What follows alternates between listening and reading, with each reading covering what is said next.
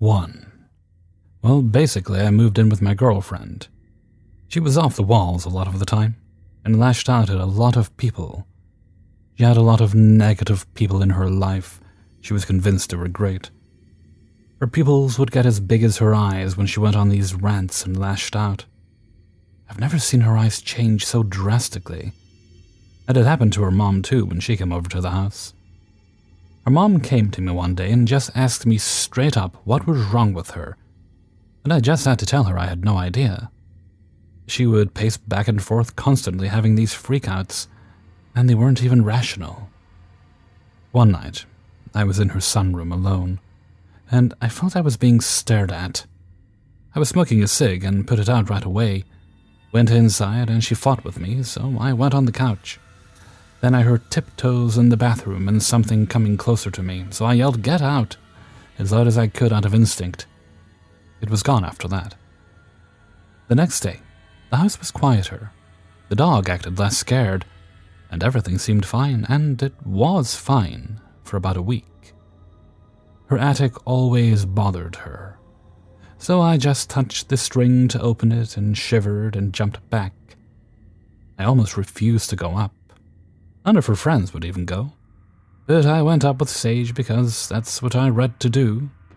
I felt better up there almost immediately, and she was fine even going up. The doorway to her room always gave me cold chills all over my body, but I just blamed it on temperature changes. I would also get them in random spots in her house and never knew why. After the attic thing, I started feeling the thing in other rooms when she was around. The dog would also get scared of her when I would sense it was around. It made no sense. The dog would always flock to me and not leave me alone. We both always had random bruises. Hers were on her inner thighs and arms, always fingerprints. I have them on my arms and wrists. I had a bad one on my knee, and I'm positive I wasn't bumping into stuff. I was so tired of it I finally bought Sage and did the whole house and sensed it moving around as I did it. I thought it was gone, so we tried to go to sleep. When I went to go to the bathroom and felt it again, the bathroom was the only place I didn't go in yet. I put the Sage in there and closed the door. Woke up and did not get the chills one single time in her doorway or anywhere, and neither did she. Her anxiety, depression, and a lot of stress went away. I did feel like absolute hell when I woke up, and felt like I was beaten up or hit by a car. Every muscle hurt. She also told me every time I was sensing the thing was around, my eyes went from green to gray almost. I have no experience with this stuff, so I'm just looking for insight as to what's going on. The dog and her are a lot happier now. He wouldn't even sleep in the bed before, but did last night. Also a little bit more info. Before I met her, I knew this girl in my old town that claimed to be a witch, that sold her soul to the devil and was dying. Her name was Jennifer. I always called her Yennefer as a joke, and I guess that's a witch in the show The Witcher, which I had never seen. I guess she liked me, and then got mad when I met my current girlfriend and blocked me and her on everything. Not sure if that has any significance. Now that I did what I did, there's no sense of staring, no feeling of something being over her shoulder. She no longer paces, her eyes have changed. Everyone at work and her mom and anyone close to her have noticed a massive change. There's really a lot more to the story I'm missing, but I'm very curious as to what it could have been. I don't bruise easy and have a very deep purple, almost black thumbprint bruise on my knee. It hurts unlike any bruise I've had. Some additional information. We saw a very dark shadow, baby-like thing on the wall. She had these lamps in her sunroom that bothered me for some reason. When we touched them, we both got chills. She said she got them from an estate sale. So when we tore the cord out and got rid of them, she got a massive bruise on her wrist. I had a dream afterwards. I was living in a house with a lot of random people. And there was this one baby that looked at everyone normally but scowled when he looked at me. The baby started talking in tongues and turned into a massive flying thing. Tried to attack me but failed. When it landed, the thing came out of the baby, and he was talking in tongues, crying, and they walked off. Had another dream. Me and my girlfriend were sitting on the couch, and she said while shrieking, "It's getting closer, it's getting closer, it's on us." I tried to yell, "Get out," in my sleep, but my voice was taken away. I woke up yelling, "Get out of a dead sleep," and she woke up shrieking at the same time. A little while later, I was taking a nap with the dog because I was tired, and accidentally inhaled granite cleaner and had an allergic reaction. Anyways, I woke up and was just hugging the dog.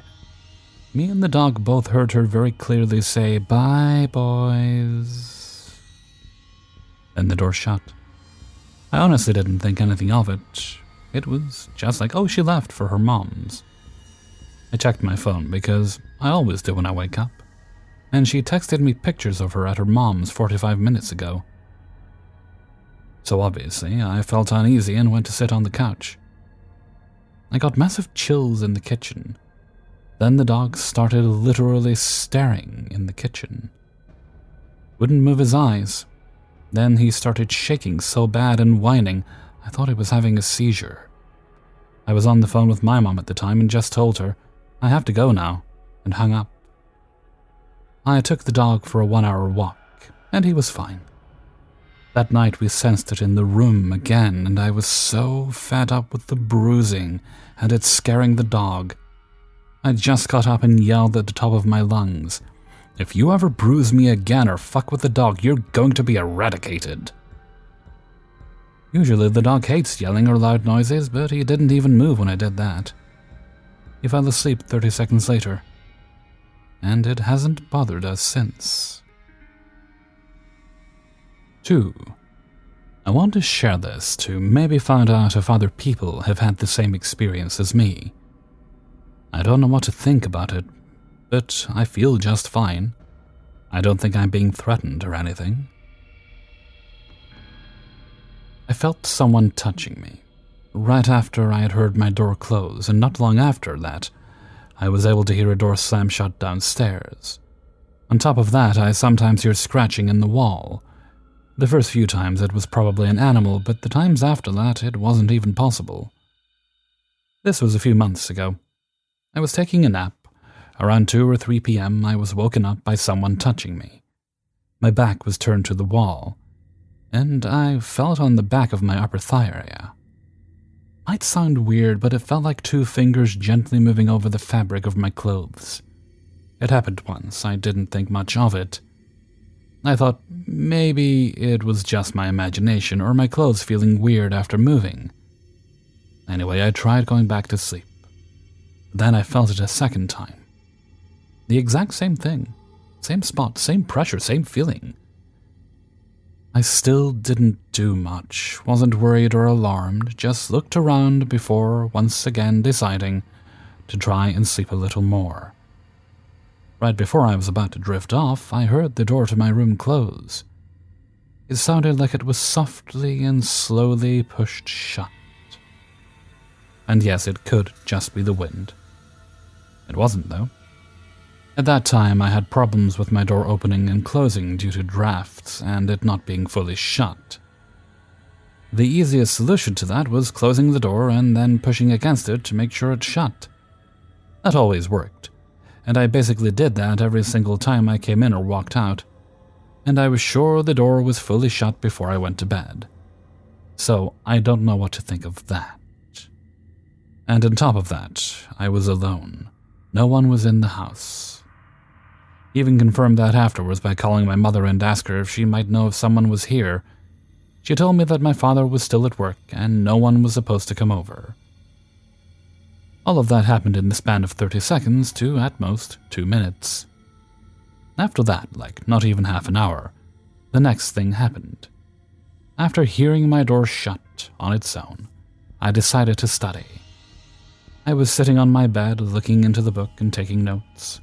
The fan was turned on, hence there was this continuous buzzing, so it would be harder for me to hear stuff that happens downstairs. Then I heard a loud thud downstairs. It sounds as if a door was being slammed shut. I was still alone, and yes, we have a pet, a cat, to be exact. And yes, he's loud sometimes, jumping down from the railing of the stairs and stuff. That was a door, though. I'm sure of that. It didn't sound like the cat at all.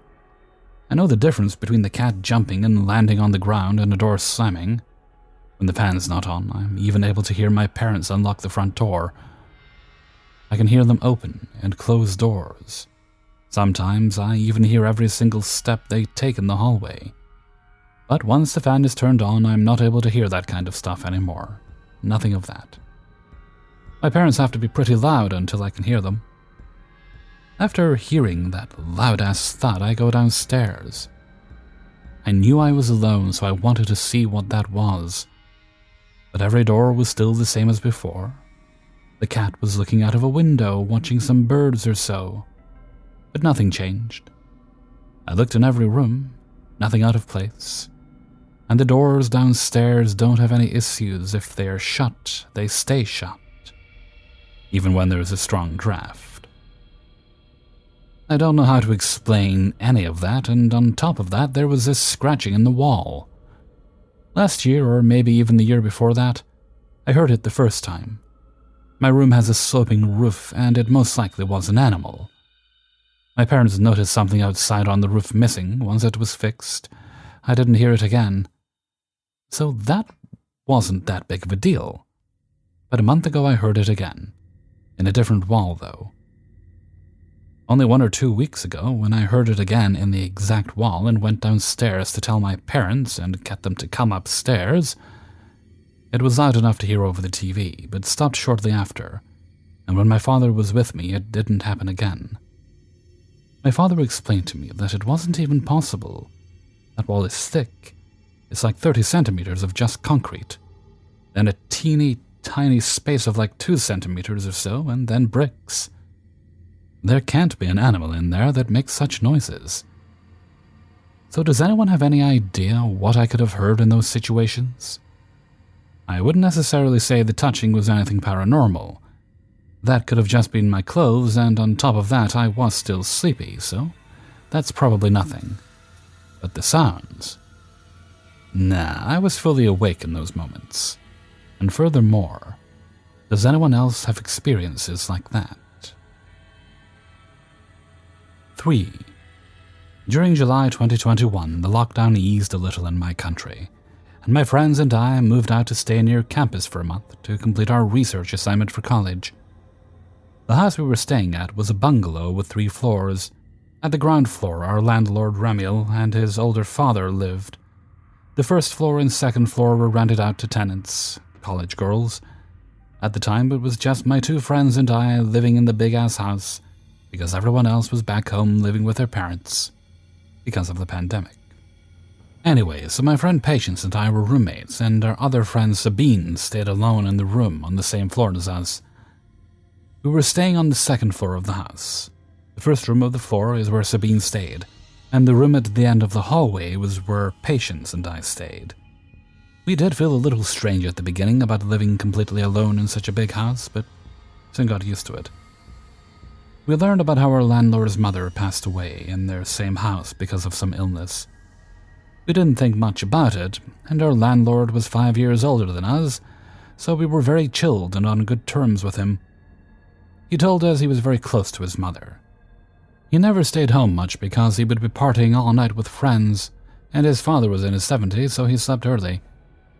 Now, my roommate Patience is a superstitious person who believes in the evil eye, spirits, and a great many superstitions. We live in India, and she's a very superstitious person. She has apparently felt and seen some spirits in the past a couple of times at different places, which she has shared with me, and I believe her because she is a person who is mentally very strong and gets a vibe from places and people really quick. Whereas our friend Sabine was the total opposite. She would sit on the terrace at 2 a.m. alone without any care in the world. I was in the neutral zone.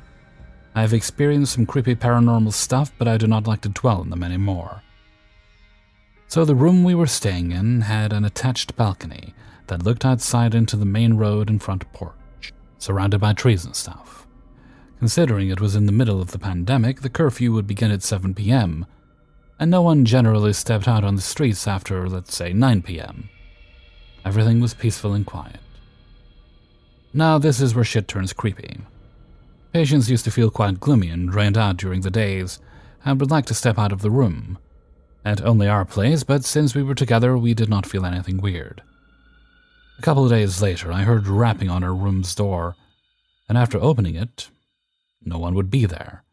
It happened a couple of times, and my roommate would say, "There's no one's knocking."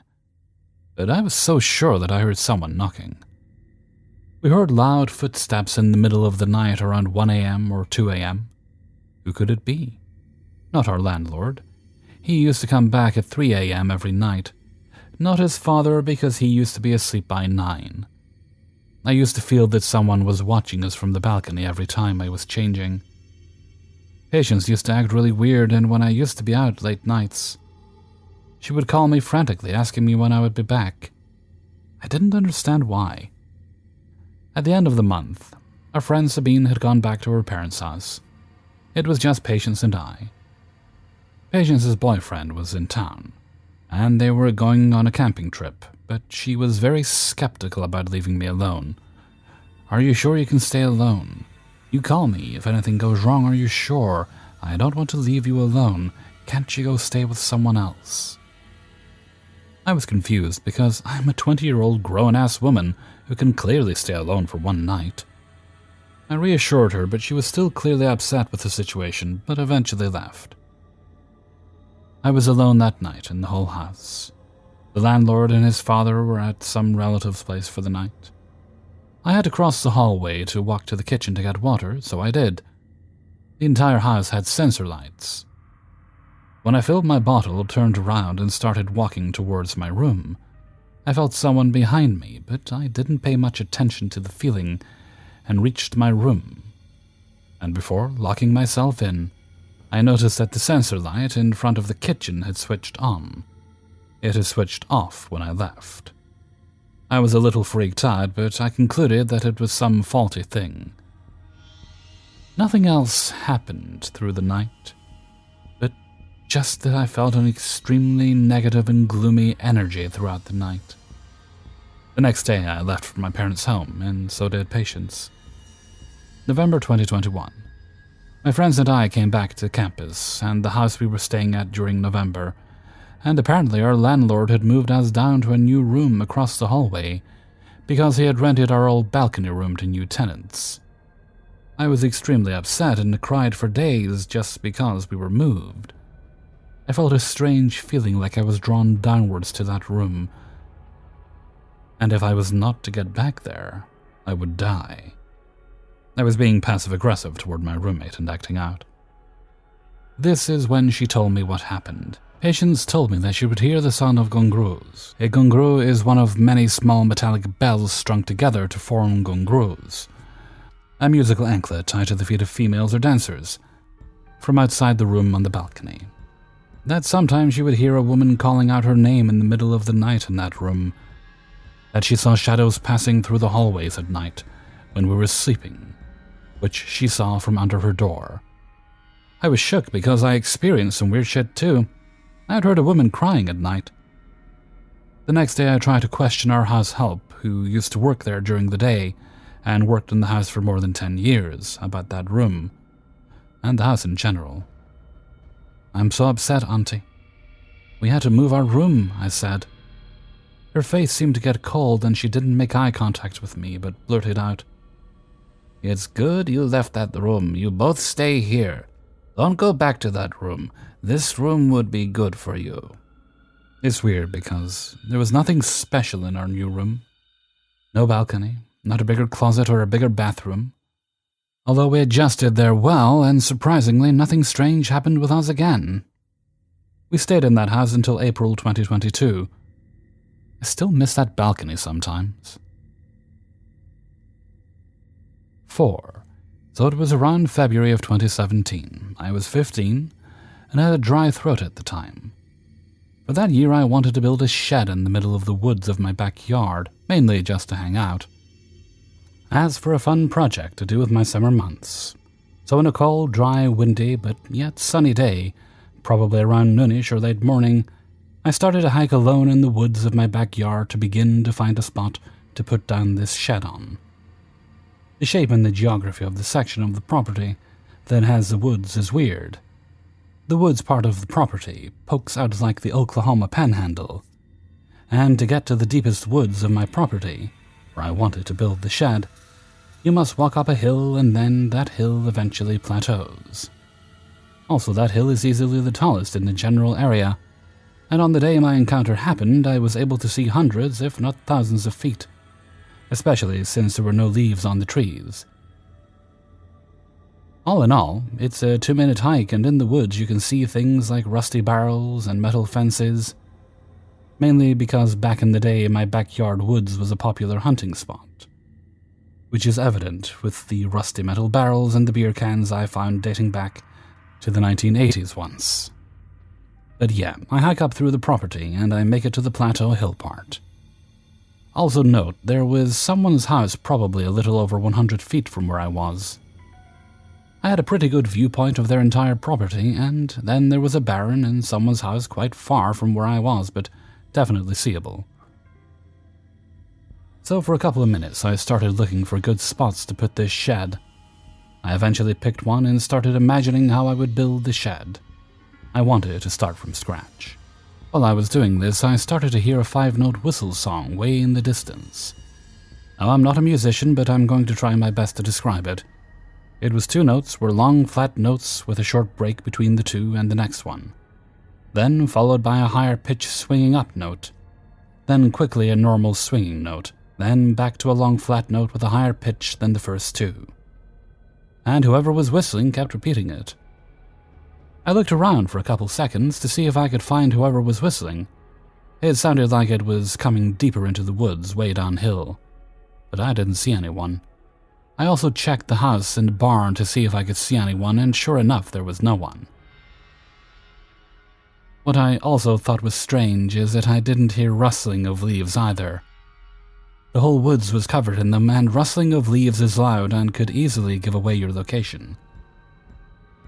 But there wasn't any rustling. I immediately ignored as probably one of my neighbors or something.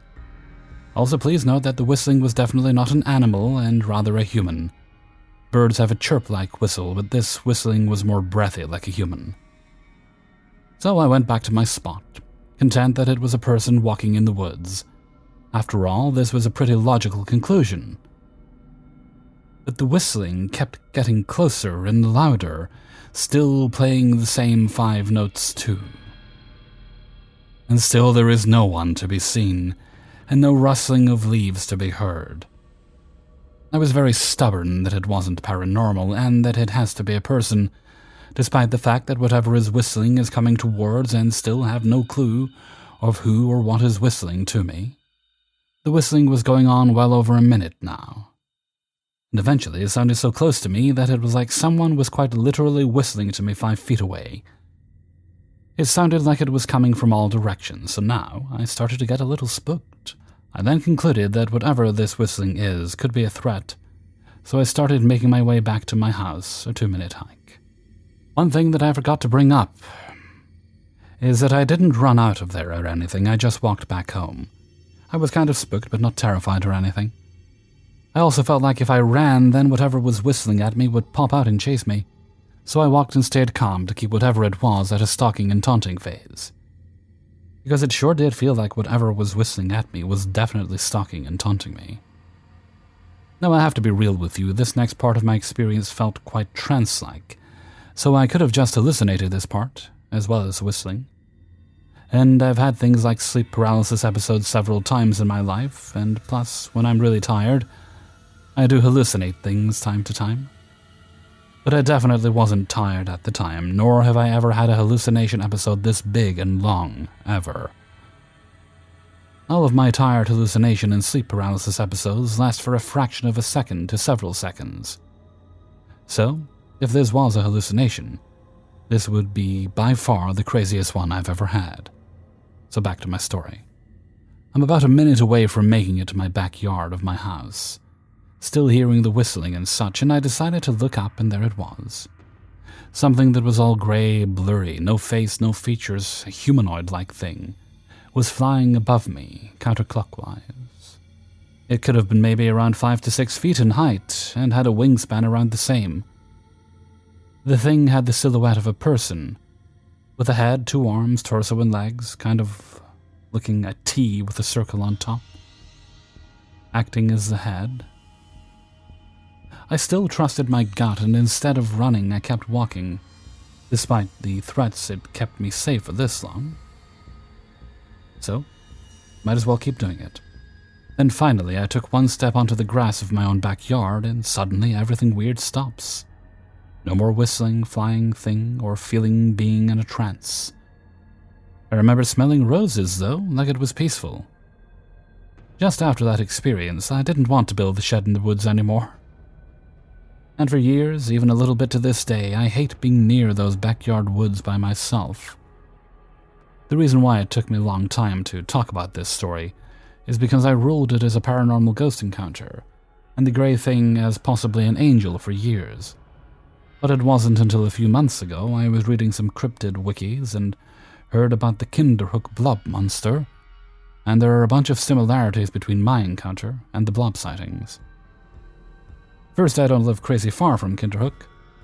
I could easily drive over there. 2, the thing I saw was kind of blob-like, and 1 sighting even described it as a humanoid, plus it was 1 whole color and no face, like the blob.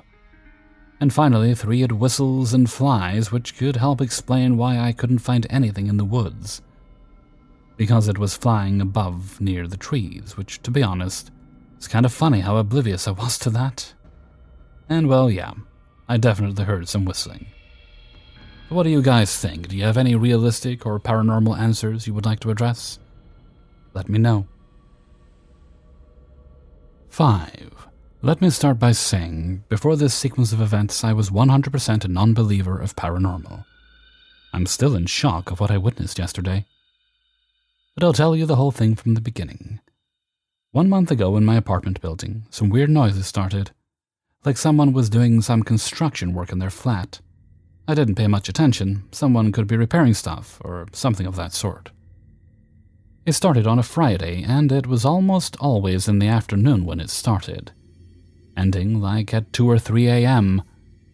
The weekend, same thing, morning quiet, rest of the day busy with noise looking like someone was hammering something.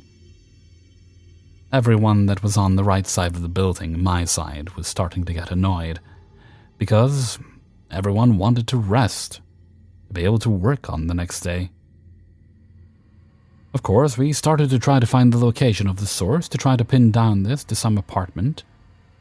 There is also another building close to ours where the walls connect.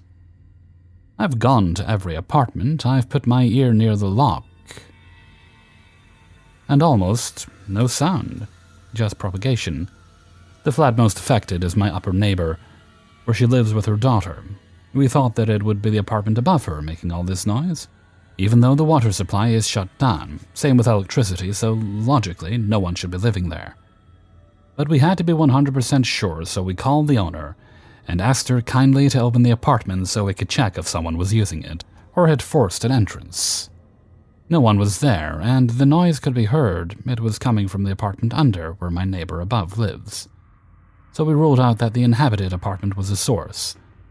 Time goes by, and this phenomenon repeats every day. No misses. Bangs on the wall, bangs on every division of the apartment of my neighbor, on the furniture, things falling on the bathroom and kitchen, etc.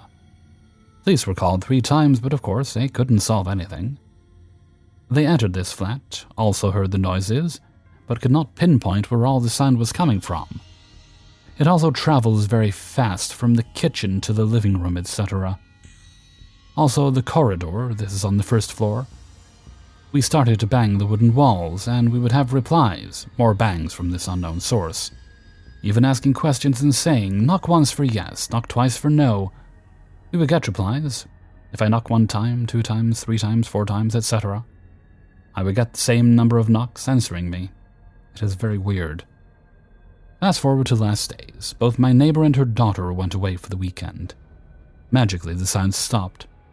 I didn't know this until yesterday. I just thought, finally, the fucking noise went away.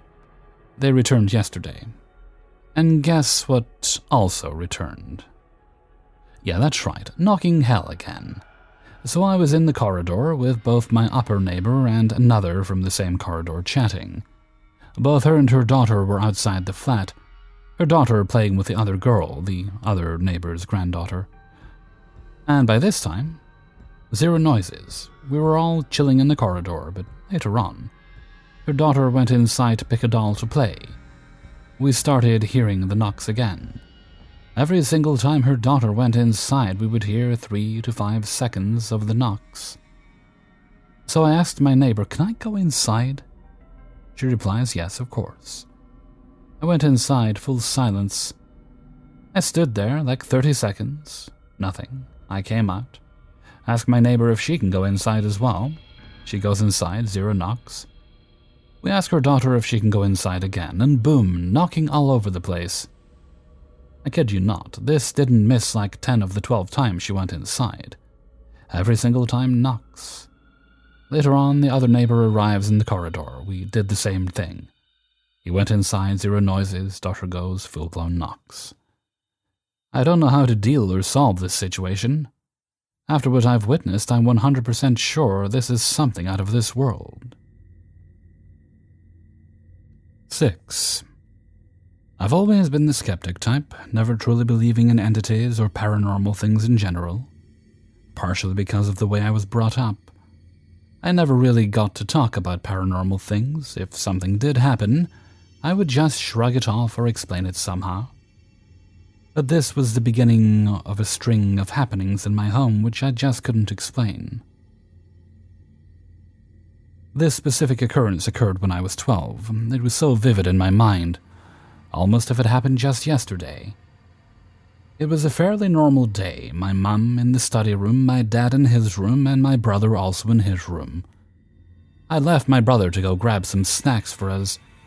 I'd always dreaded going into the kitchen as it's behind the deck, and the deck is only surrounded by windows with no blinds, curtains, or anything, completely exposed to the outside. I grabbed some random snacks and decided to sit at the table for a bit. I still don't know why. I remember starting to snack on the chip that I had, when suddenly I hear a knock.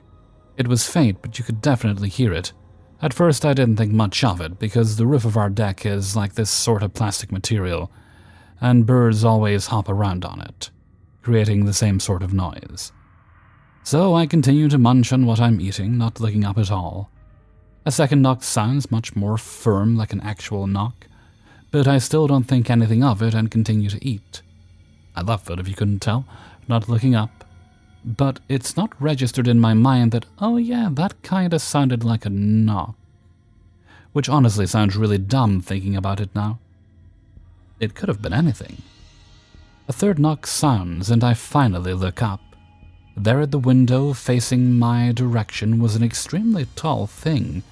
It was levitating off the ground. It was wearing a dark black cloak with a hood which was torn and ripped. I couldn't see its face. Maybe there was no face at all. It was complete darkness around where the face was supposed to be. It sort of looked like the Grim Reaper in a way. Not exactly sure. I was terrified, frozen into place. I stared at it for what seemed like forever, and with the blink of an eye it vanished. I sprinted to my mum and tried to tell her about it. She was a bit worried because I've never had an overactive imagination, and I've never talked or brought up these kind of things with her. But she just chalked it up to not having enough sleep. And maybe she was right, I'm not sure. I even tried to visually show her, but she still looked like she didn't believe me. I didn't really bother trying to tell my dad or brother because if my mom didn't believe, then they probably wouldn't either. But I do know what I saw that day. The fact that this happened in broad daylight was the more unsettling part for me. I'd always thought that the paranormal things are more prone to happening at night or dark hours. And the fact that after the event more things happened, and maybe they were connected. I really don't know. I'm glad to say that we've moved out of that house a year later due to other reasons, and this strange feeling I had in my chest just lifted after moving out. If someone has any info on these sort of things, I would gladly appreciate some. Thank you for listening. 7. So after recently visiting my family in New Mexico, I wanted to share this story. What reminded me of these events was actually from a country drive I took with my brother. It was near sundown, so we decided to just take a drive out to listen to some music and enjoy some scenery. I live in the city, California. Heading back from our drive, my brother took a back road that would lead us on the main road back to our house. When he got on it, I immediately got shivers and remembered this road. We were on Herman's Road, a really sketchy dirt road that loved to bust tires, shake your vehicle uncontrollably while driving, and was the length of about 2 football fields long. But most of all, this road was fucking creepy at night. Luckily, there was just enough light left when we crossed it and head back onto the paved road back to our house. So when I was a senior in high school, I started dating this girl who lived out in the country with her family. Once you crossed Herman's and hit the stop sign, you'd take a right, and there were a few trailers and houses that resided on around that area. On the road itself, only a few houses, some were ranches, so I would drive her home from my place at night, and at first I never saw anything. But make no mistake, at night the road was its own thing. The road would be dark, and I mean pitch black there. It had like trenches on this side, guess to keep the rain from flooding. But if you weren't paying attention, out there in the dark, you really had to watch yourself when crossing it just from all the elements on it, really. But from the beginning of my senior year to graduation, I was taking my girl home and driving the road at night and never saw nothing. Then about a month after graduation, I was taking my girl home during the day when we saw a giant gust of dirt in the mesquites on the side of her mama's. As we got closer, we realized it was a car that had flipped into the brush. We got out and go to the scene. A guy about my age at the time was sitting near his flipped car and bleeding from his hand. We asked him if he was okay and immediately called an ambulance. He really wasn't hurt too bad, besides cracking his knuckles open when the car flipped, but he was definitely in shock. I gave him a towel and asked him what happened. All that he would really say is that somehow he lost control of his car. When EMs got there, we headed out. Not too long after that, maybe a few weeks, I had 3 experiences driving home from my girlfriend's house that prevented me from ever driving down that road again. This happened when I was 19. I'm 33 now. So I can't remember exactly. It all took place, but I do remember it was in a matter of 2 months. One night while I was driving to my girlfriend's house, I came across a dead dog lying near the road. I remember it was a pit bull, a big one, from my headlights that looked brown. But it lay there sprawled out like someone had moved its limbs to make the figure more dramatic. Well, it sure as shit worked on me. The look of it was unnerving.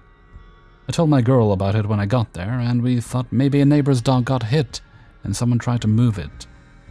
When I left and drove by the spot, I had seen the dog. It was gone. Then one night, I decided to stay the night at my girl's house. It was 8, maybe around 1. I'm driving down the road when all of a sudden I see someone on the road, frantically waving their arms, trying to get me to stop.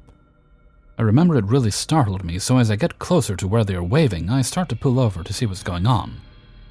When I see the figure drop its arms and kind of just look at me, very strange, and it moved back. And when it moved back, it was gone. To this day, the best way I can describe it is like the scene in 1408 when John Cusack is waving to that shadow figure across the building next to him. Then one night, which would be my final time on this road till now, was one night when coming home from my girls. I had just turned onto the road when my 2000 Nissan Frontier started to shake uncontrollably. I thought, okay, the dirt waves on the road are bad on this side, so stay on the other till it's over. Same thing. Shaking the shit out of my truck, I'm driving at normal speed, going over the bumps, when all of a sudden my truck starts to want to lose control. I remember vividly my truck was getting pushed near the side of the road. I was holding onto the steering wheel, trying to straighten it out and hitting the brake because for some reason the truck had excelled. The truck finally came to a stop as my front end hit a few mesquite bushes. I was shook up after that. It was such a weird experience because it really felt like someone grabbed my truck and was trying to push it off the road, and I was resisting it. I backed up and hauled some major ass out of there. I was so scared I threw caution to the wind in my escape. After that night, I never went on that road again. I told my girlfriend and some of my family what happened. I always assumed no one would believe it, so I never pressed hard on it. That and I didn't want to make them take me there. Until she came and moved in with me in time, I took another way to my girlfriend's house from then on. I had come from the opposite side of where the houses were, from a paved main country road. The creepiest thing to this day is the first encounter I had on the road was with the kid who flipped his car. I remember him saying, "I don't know how I lost control of the car." And my last encounter on the road was some kind of entity trying to throw me off the damn road. So I wonder if maybe he got thrown off the road. I know this was during the day, but still, it wasn't very far from where my truck finally stopped. I had put the experience in the back of my mind for years, but when my brother took that dirt road to get us home, you'd best believe all the dread came back. 8. Backstory. When I, a 28-year-old female, was younger, 7 years old, my parents and I lived with my mother's parents. Both grandparents alive and healthy, with my mom's 2 other sisters, so you can imagine the house was always busy. We have always lived as a multi-generational family, as it's custom in our culture. When I was much younger, we lived in a very lively 4-bedroom, 2-story home. My 2 aunts were in their 20s and had tons of friends. My parents had me young, so they were in the same boat. And my grandparents were typical. Dad worked and Mom stayed home. So you can imagine the way our house was. People were constantly coming and going, phones were always ringing, and someone was always home. We had this custom where we kept our family phone in the main living room, on the same wall that held the stairs to the upstairs bedrooms. It was right next to the kitchen, visible from both living areas, and just right off from the garage, so it was accessible no matter where you were in the house. If someone called for another person and they were upstairs, they would bang on the staircase wall so the whole house could hear someone had a phone call. It was a normal occurrence for us to be banging on the wall, since everyone was so young and constantly receiving phone calls. Well, fast forward a couple years. My grandpa passed away when I was 9. It was really hard because he was my favorite person and he took care of the family. My grandma was stay-at-home her entire life, so she wasn't prepared well enough to take over finances, bills, or just life itself without my grandpa. Unfortunately, she ended up losing the home due to some bad financial decisions, and we had to move in with my aunt across town. It was unfortunate, but at least my grandma had a place to go. She packed up her sentimental belongings and sold the rest and moved in with my aunt, who was thankful for this, as she'd just had a baby and needed the help. My grandma stayed with this aunt in San Diego, California for years, and helped her raise her second baby before my aunt's husband got orders from the military that he was being stationed in Japan. For a while it was difficult trying to find a place for my grandma to stay, as extended family isn't allowed on base in Japan, only immediate family.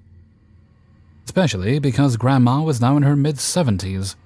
My other aunt didn't have the space, and other aunt unfortunately had drug issues and couldn't hold down a permanent residence longer than a month. We all agreed that her only option was to move to Las Vegas where my mom had the space and the income to take care of grandma. My grandma wasn't too happy, as she'd never lived anywhere except San Diego, but she really didn't have a choice. A few months go by, and we're now ready to move grandma so that my aunt can pack up her place and sell it and get out of town. My family and I made the trip down to San Diego to get my grandma and move her and say our goodbyes to my auntie. At this point, my grandma's fully moved into my mom's home, where she was sleeping upstairs in one of my brother's, twins 12 male room, for the time being as she waited for my bedroom, downstairs with a private bathroom, to become available. My husband and I just started dating back then, and we decided to move in together for fun, since this gave me an excuse to be nice and spend more time with him.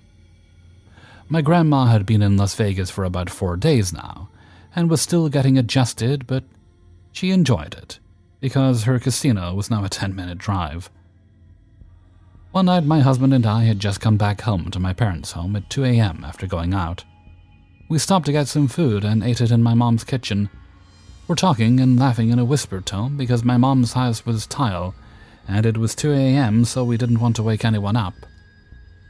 A few minutes go by, and I hear loud banging coming from the kitchen wall, where my bathroom and bedroom is on the opposite side. So I figured, okay, my brothers must be awake in my room because they always played video games on my computer. Went to go into my room, and the lights were off, room was still, and nothing was happening. We shrugged it off and considered that maybe it came from upstairs where my parents' bedroom was, and maybe they had dropped something, or it came from my brother's room, and they were playing rough as they always did. A couple of minutes go by, and the banging starts again. This time we were certain it came from the kitchen wall. I looked at my husband and told him to quit messing with me and making so much noise. I told him he's kicking the floor or something. He stood up and yelled, "I'm not doing anything." The banging started up again. It was 3 loud bangs on the kitchen wall. Freaked out, I looked at him and said, "Okay, if it's not you, it has to be something from upstairs." He and I went upstairs, turned on some of the lights, and saw the loft was empty. We checked my parents' room. They were both sleeping and snoring. I checked my brother's and grandma's room, in fear she fell and needed us, but her lights were off and she was sleeping too. Then I got mad and was so sure it was my brother's. I went to their room and saw the lights off. They were notorious for fake sleeping, so I went in and tried to shake them awake, and even lightly poked their tummy because they're ticklish, so they definitely would have woke up. But no, they were out cold too. My husband and I were freaking out at this point and decided to go back downstairs and finish what was left of our food and go to bed. We got back to the kitchen and the banging happened again, in 3 quick but loud bangs. We had enough, so we threw our food in the trash, left, and went to his parents for the night. On our way there, I openly joked about how my grandpa must have followed my grandma here and told us to go to bed. But now, several years later, I'm certain he was there and was checking on my grandma to make sure she's comfortable, and saw us up way too late at night. It must have been his only way to get our attention, just like how he did when he was alive. 9. So I recently moved into a new flat with my 2 other flatmates, all females in our early 20s, that I have lived with for the past 3 years in other flats. The other day, while no one was in except my one flatmate's boyfriend, he woke up to the door wide open, storm door and front door. My flatmate, who was the last to leave, swore that she made sure to test the door before she left that morning. Nothing was stolen or moved. I arrived home to just let her in. We were both a bit spooked, so we went around the whole flat to check there was nobody who had broke in and hidden. After this, we checked the door. It was shut properly, and she had shut it when she left that day. We really tried to open it and pull it without using the latch, and we determined that it was physically impossible for it to open on its own. Nor could anyone push their way in. We went into her room and spoke for around 30 seconds. When I began walking out of the room, I saw the front door slowly swing open. The door was properly shut. The only possible explanation was someone moved the latch on the inside. If someone had a key from the outside, we would have heard the key go in and turn, as we can hear this even when we aren't right next to the door. We panicked and called my other flatmate to come back as soon as possible. When she got back, she checked her room to see if anything was missing, and she found a used candle under her bed. She said that she had left it next to the bed, not under, but admitted to us a couple of days later that morning she had put the candle in the bin in the kitchen. She didn't want to freak us out even more at the time. We tried to think of a possible explanation, but we were totally stumped. The only way that door could open was if someone in the flat had moved the latch. A couple days go by, and one of my flatmates mentions that the vape she left on her bedside table had vanished when she got home. Vapes go missing all the time, so I didn't really think much of it. But later that night, our buzzer was ringing over and over at 3 a.m. for around 10 minutes straight. She found someone had the wrong door, so I ignored it at first, but couldn't get back to sleep, so eventually went to ask who it was over the intercom. There was no answer, so I assumed someone heard my voice, realized they had the wrong door and stopped. But 10 minutes later, the same thing happened again for 5 minutes and eventually stopped. This was freaky. But as the doorbell is external, I can see how there are infinite explanations. The only thing that is going on for so long on separate occasions. Tonight I got home from work and we saw that we had 1 full roll of toilet roll left.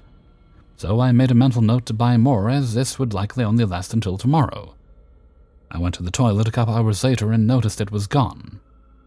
So I went through and asked all my flatmates if they had moved it, and nobody had, nor had anyone finished it. The toilet roll is nowhere to be found. So I finally opened myself up to the idea this could be something paranormal, as too much stuff with no explanation is happening. Do you think this is a poltergeist? And if so, what should we do? I wouldn't mind so much if we didn't feel our safety was at threat with goings-on with the door. We're all really freaked out.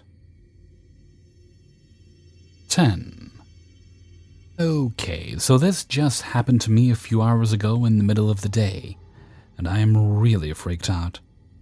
I work in a retirement home, and my job often requires me to go in the basement with a cart full of dirty laundry. That means I have to use the elevator. I've done this 1,000 times already, and never ever did I hear or see anything unusual. Now, since I work in a retirement home, amongst a lot of other rooms in the basement, there is also a temporary morgue, which is located opposite of the elevator entrance. This morgue was probably used at some point in time, but as long as I've been working there, it's never even unlocked. Nobody used that room for anything. Today I was working as normal, going about my day, not feeling creeped out at all since it was middle of the day, and I've been to this basement too many times already, and never had a reason to be scared of it. I went down to the basement, emptied the dirty laundry in the laundry room, and called the elevator down again since somebody had used it. I pressed the button, but the elevator wasn't coming down. Above me, through the closed elevator doors, I could hear 2 of my co-workers speaking and holding the elevator from closing. The space in the elevator is very acoustic, and you can easily hear people on it from the basement all the way up to the 3rd floor. At this point, I was getting a little bit pissed off because it was a particularly busy day, and I didn't have any time to spare, so I started knocking on the elevator doors to let them know I was waiting for it. After a few knocks, it seemed to me that they didn't register it as someone knocking for them to get off the elevator, so I decided to knock a little melody or rhythm to get their attention. Now, this is where something very fucking weird happened. Maybe 5 seconds after that knock, I started hearing knocking back. It didn't have any particular pattern, and it sounded like literal knocking on a door. I first thought it's coming from my coworkers above, but quickly realized it's coming from behind me. I turned around to find the basement completely empty, and I couldn't quite figure out where it was coming from at first until I froze a few feet closer to the sound. It was coming from the fucking morgue. I froze. 1,000 thoughts came rushing through my mind as I tried to somehow rationalize what I was hearing. I wanted to leave the cart behind and just sprint up the stairs to GTFO out of there when I heard the elevator finally coming down. It was the longest wait ever, but I finally got on and pressed the button to the 3rd floor, I think 20 times, before the doors closed and got me out of there. Maybe all of this can be very easily explained away with it being an older building, sounds from the pipes or animals, etc., and being a pure coincidence with my knocking. But I never heard a building ever make a knocking sound on a door like that. Needless to say, it really creeped me out.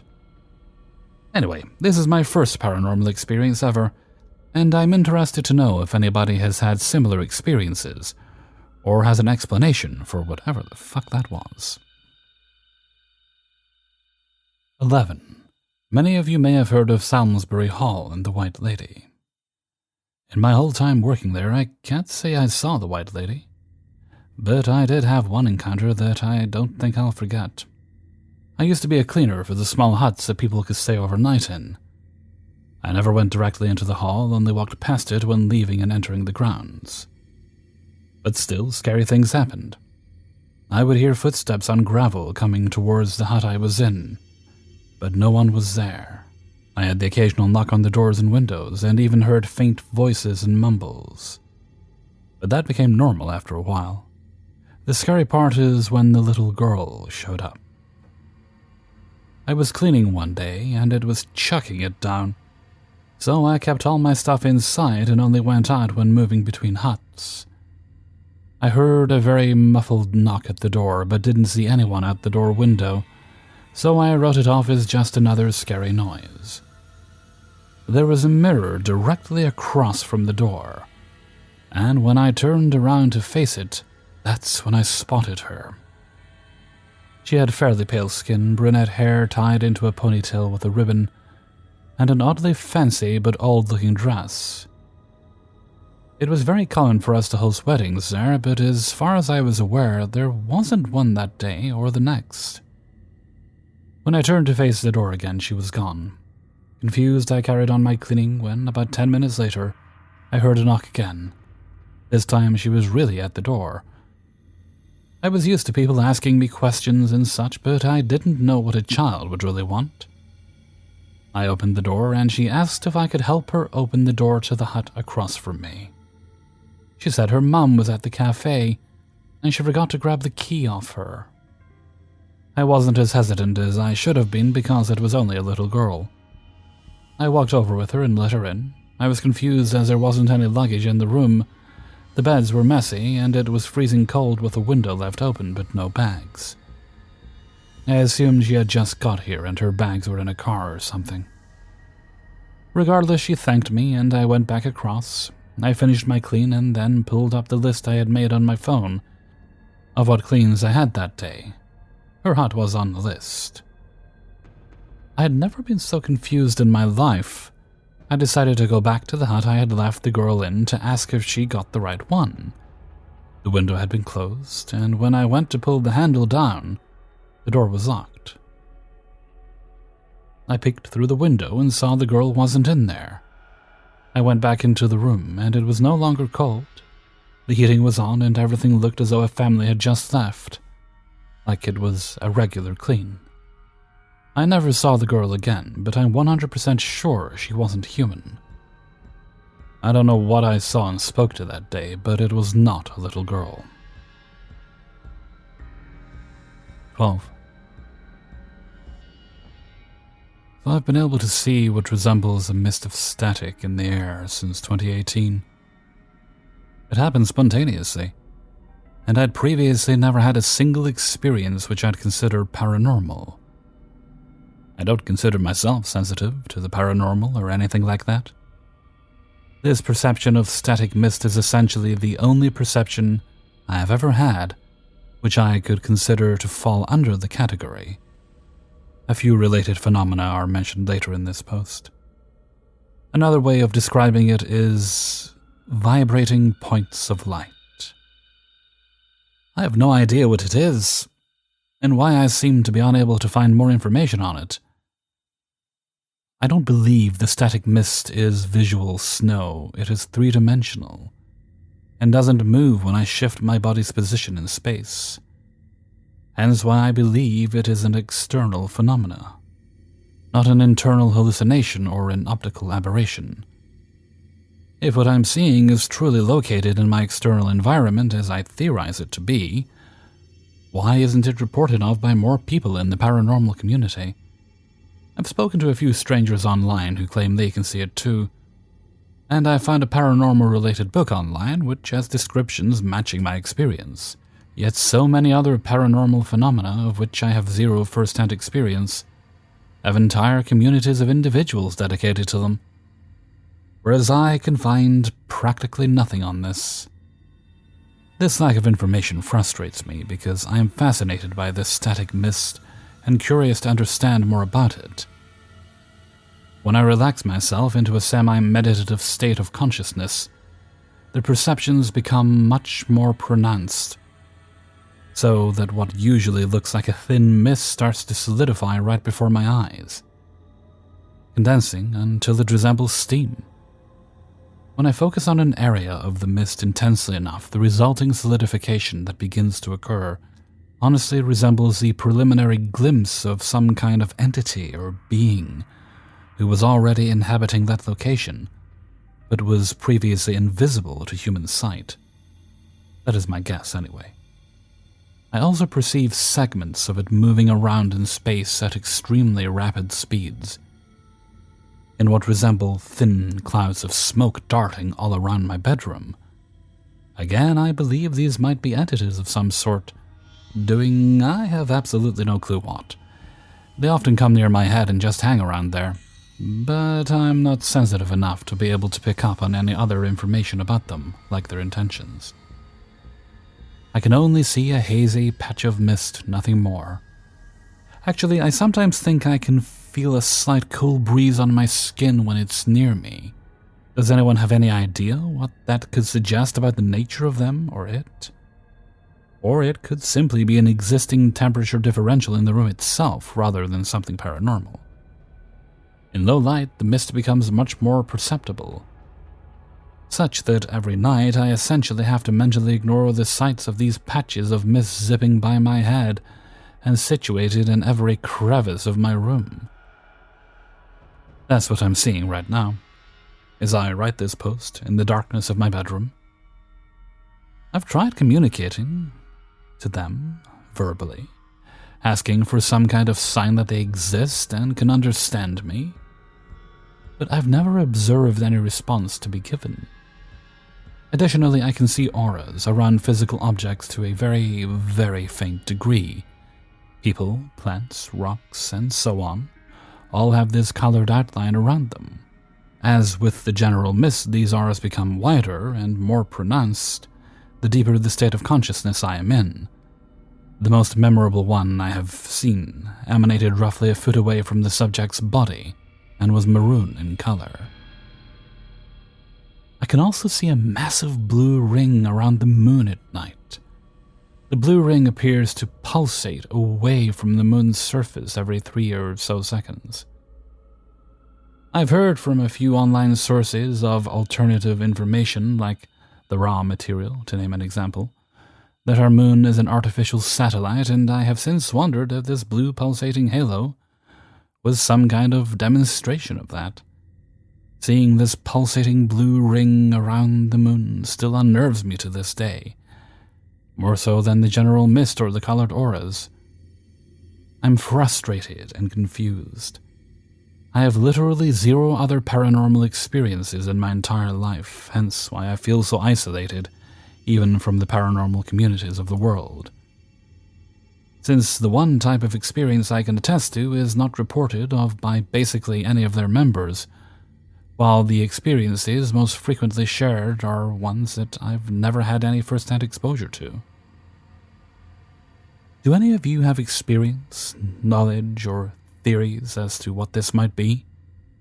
I would appreciate any contributions. If you click on through to the link in the story, it'll take you to my Reddit post history. You see that I've made numerous posts on this subject, spanning several years, and I still don't feel like I have answers. Also, is there any way to increase my ability to see this mist? Aside from relaxing myself into a deeper level of consciousness, as I already do. 13. So me and a group of friends, me a female, my ex-boyfriend, my friend, female, and the other male, that's important to know, we took a night of visiting abandoned places. Now where I live there's not many, or they're protected by dogs, and I don't fancy having my luck chewed off. So we all dressed in clothes that we knew we could throw away from the mold and other things being in the places. We decided to go to the furthest one away first, which was an old abandoned swingers club. Just to clarify, none of us were swingers. We arrived at a petrol station halfway down from the literal mansion, walked down the side of the motorway, greeted by a fence and a small brick wall. We all helped each other get over and support each other's balance getting through the back. Backstory to this club. A few years ago, some idiots set it on fire because they thought it was funny, so upstairs was caved in and everywhere looked like it had been smashed up. Anyway, back to the story. We got in, walked through to the main lobby. A massive swimming pool and a pretty artwork on the wall you can just about see. We looked around, took photos, etc., etc. We walked out to the front, and this is where the first interaction happened. I looked up at the front, and I was the one behind everyone. I was taking photos, and someone had grabbed my shoulder and yanked it back, but no one was behind me, just the big gates. So I was a little freaked and asked the others if they had felt it, and they all said no. My ex-boyfriend, at the time, had a bat in his hand, and we walked back in. We were going to visit the dungeons, but as we walked over there was a clown mask hanging from a rope. Bear in mind, that was not there when we came in. We would have seen it. So I literally said, "F this, I'm out." Started walking towards the entrance. Before we left, one of the boys had collected a teddy and put it in the car. We didn't even drive more than 5 minutes and the radio and lights went mad on the dashboard. It didn't take long for the friend to lob the teddy out the window. Second building we went to was an old pub. The back was open, so we got in through there. Everything looked like it wasn't touched, and they just got up and left. So I took some photos of the bar, and them all posing as barmen and women. After we looked around, the two boys wanted to go upstairs, so we said, "Cool beans, we will wait in the car and watch you." As we watched them, a tall, dark black figure was walking around behind them. I tried to ring my boyfriend, and it was like trying to get through to someone on the radio. They came back downstairs, and I said what I saw, and what they said next was chilling to the spine. "So all the floors are normal bedrooms, right? With the mattresses all stood up?" I said, "Yeah." He proceeded with, "You get to the top floor and it's empty with a chair in the middle. A belt and a photo of a young girl sat on the empty chair. Nothing else, just a belt and a photo of a young girl." For some reason, I agreed to go back in after that, to see for myself. I got to the stair door and everything in my body froze, and I said I didn't want to go. Now, you know, boys being boys, arguing with me over the fact that I was scared or whatever, but this was my body pure refusing to move. So they said all right and took me back to the car. As we were leaving, a pint glass went flying at one of the boys' heads and the toilet door slammed shut. When I tell you they all ran, they ran. Now, fun fact, where this place was where the highwayman was born and raised. Turns out I'm somewhat related to the guy, but it's highly paranormal in the caves up top. So was that him protecting me as a cousin or distant uncle? I'll never know. 14. This happened back in 1994 or 95 when I was about 16 years old. I was spending the summer at our cabin with my family and a friend from school. We were easily bored, so one evening we got the brilliant idea to walk to the nearest town. The walk was about 63 kilometers, so we packed some snacks and drinks and set off around midnight. What started as a fun walk and adventure was getting more and more a struggle as the hours passed by. We thought we'd make the trip in a few hours. Well, we were wrong. After about 4 hours, we get to a long, straight stretch of road. To the left of us is a large lake, and to the right a steep cliffside. A cold mist rose from the lake, cool and refreshing. 20 meters or so in front of us, we noticed a figure walking towards us. This was the first person we'd seen all night, so we looked forward to exchange a few words with another human and ask how far our destination was. Our spirits were lifted, and we walked towards the person in front of us, clearly a man. The strange thing was we never seemed to get any closer, and he was walking towards us. We were a bit confused, but ultimately the mist played some optical tricks on us. Surely we would meet him soon. But when we stepped out of the mist and there was no person there, puzzled, we stopped and looked around. The lake was completely still, not even a ripple, so he hadn't gone in the water. The vertical mountain's cliff on the other side of the road was impossible to climb, unless you had serious equipment. Dumbfounded, we stood there for a little while, anticipating this guy to appear. He never did. We took a short break, got hydrated, and kept walking. 7 o'clock in the morning, 2 exhausted teenagers staggered into the town we had set out towards the night before. Our little trip ended up taking 7 hours. And to add insult to injury, it turned out no buses drove the route to our cabin on Sundays.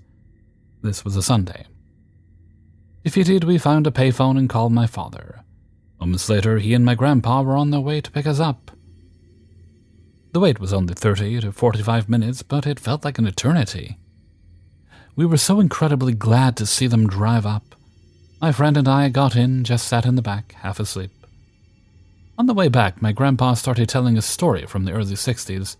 He said that just up ahead a young man had crashed his car into a cliff, and the car burst into fire.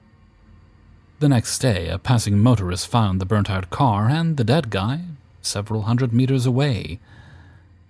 He had apparently walked on fire to try and get to the lake. The lake? Me and my friend woke up with a bang. We looked out the car window and saw we were at the exact place where we saw a person in the mist the night before. My grandpa continued to tell that several people have reported seeing a man walking along that road at night. To just disappear when they stopped to talk to him. My friend and I just looked at each other. We hadn't mentioned our experience, and we had never heard that story before. To this day, I still get goosebumps driving on that stretch of road. 15. I've had a handful of paranormal experiences over the last decade. I'd like to share them and see if anybody's had similar ones or can offer explanations. I'll try to cut out rambling and keep this as short as possible. First paranormal experience happened in fall of 2011 at Ball Cemetery, about 20 miles outside of Omaha, Nebraska. This was the first time I'd gone to the cemetery, but I had heard all about its lore from the friend I was with. Was at IHOP with my friend around 12:30 a.m. to 1 a.m. He had brought up Ball and the experiences he and the others had there several times before. All scary stories like being scratched, bruised, and shoved. He said one girl we both know had her eyes go completely black. May have mentioned a voice telling him to get out. I'd always been intrigued by the paranormal, but healthily skeptical. Didn't really believe or not believe him. We're at IHOP. He brings up Ball, asks if I want to go. I say sure. We'd finish our meal and head there. The road there could not be more theatrically scary. It's pretty far out in the middle of nowhere, and you just have to know where you're going. You have to turn your headlights off when you turn onto the road leading there.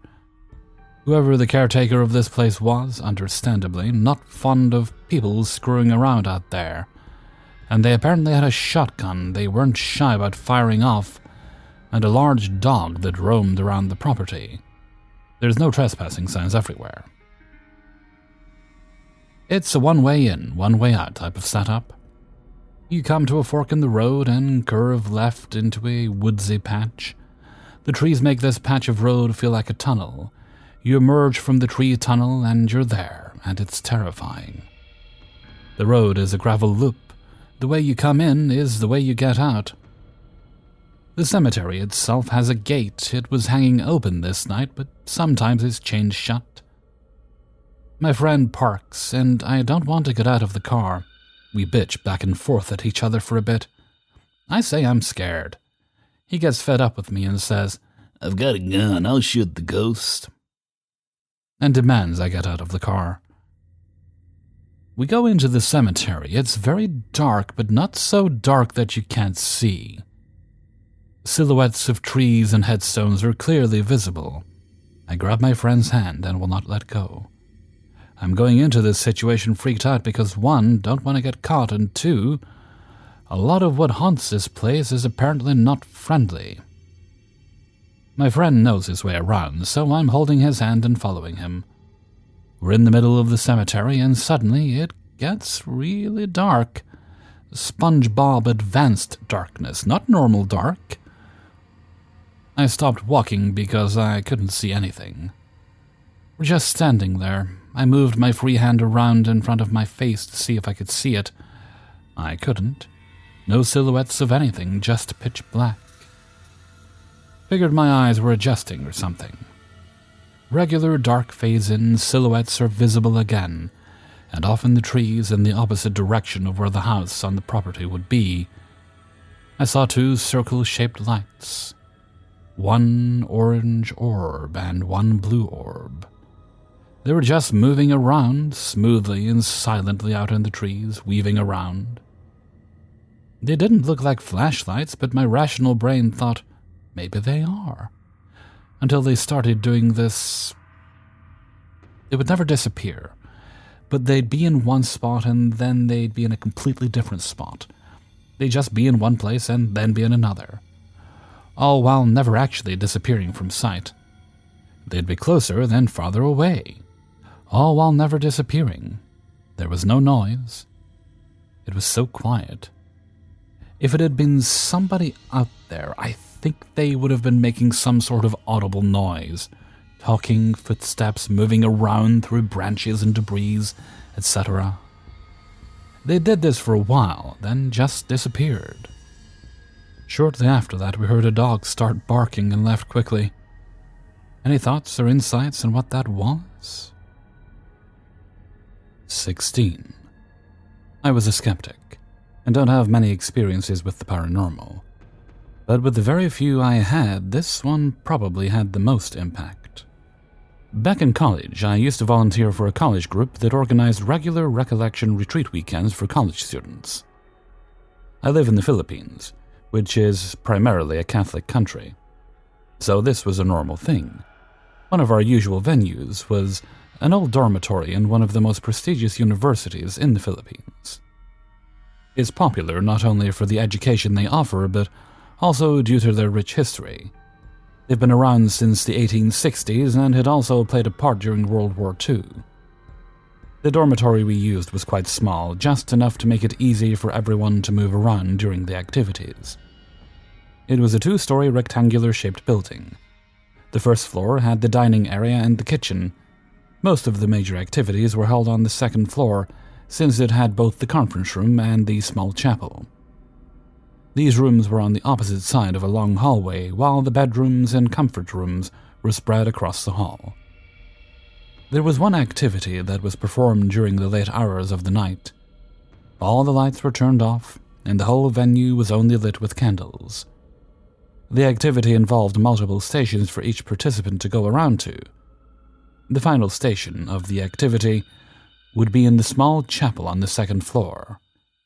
Each participant was to be accompanied by 1 volunteer so they can assist them in moving around the dark. But only participants were allowed inside the stations while the volunteers would wait outside. It was already past midnight and we were on the last rounds of the activity.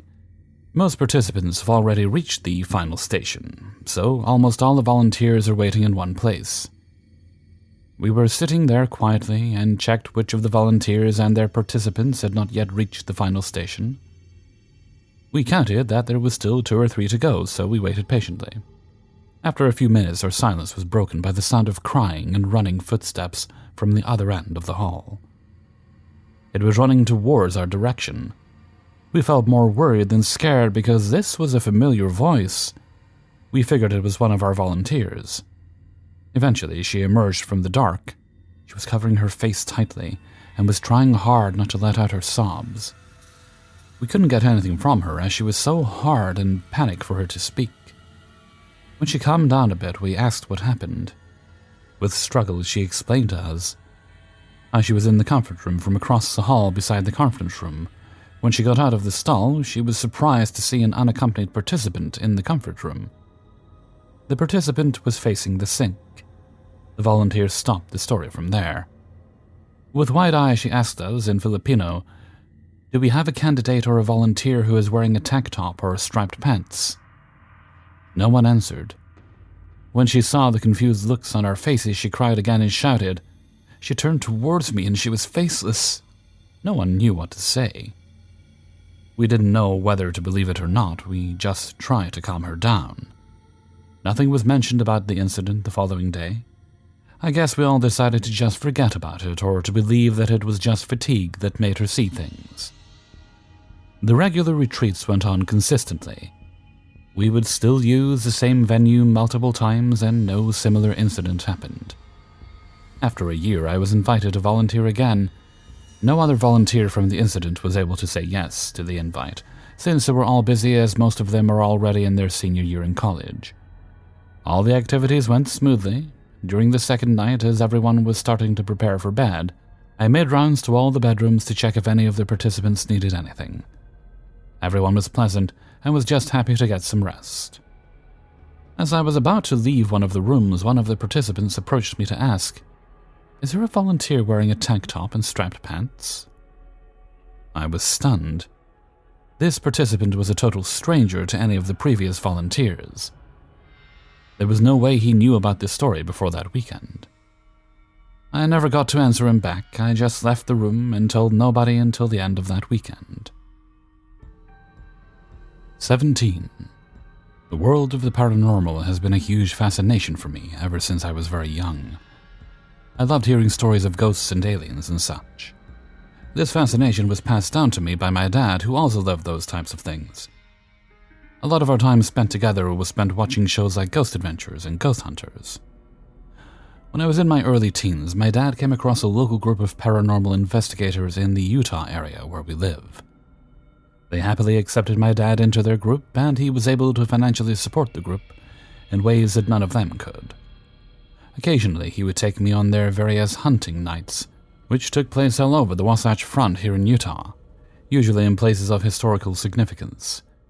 It seemed like no matter how many of these hunts I participated in, I never experienced anything noteworthy.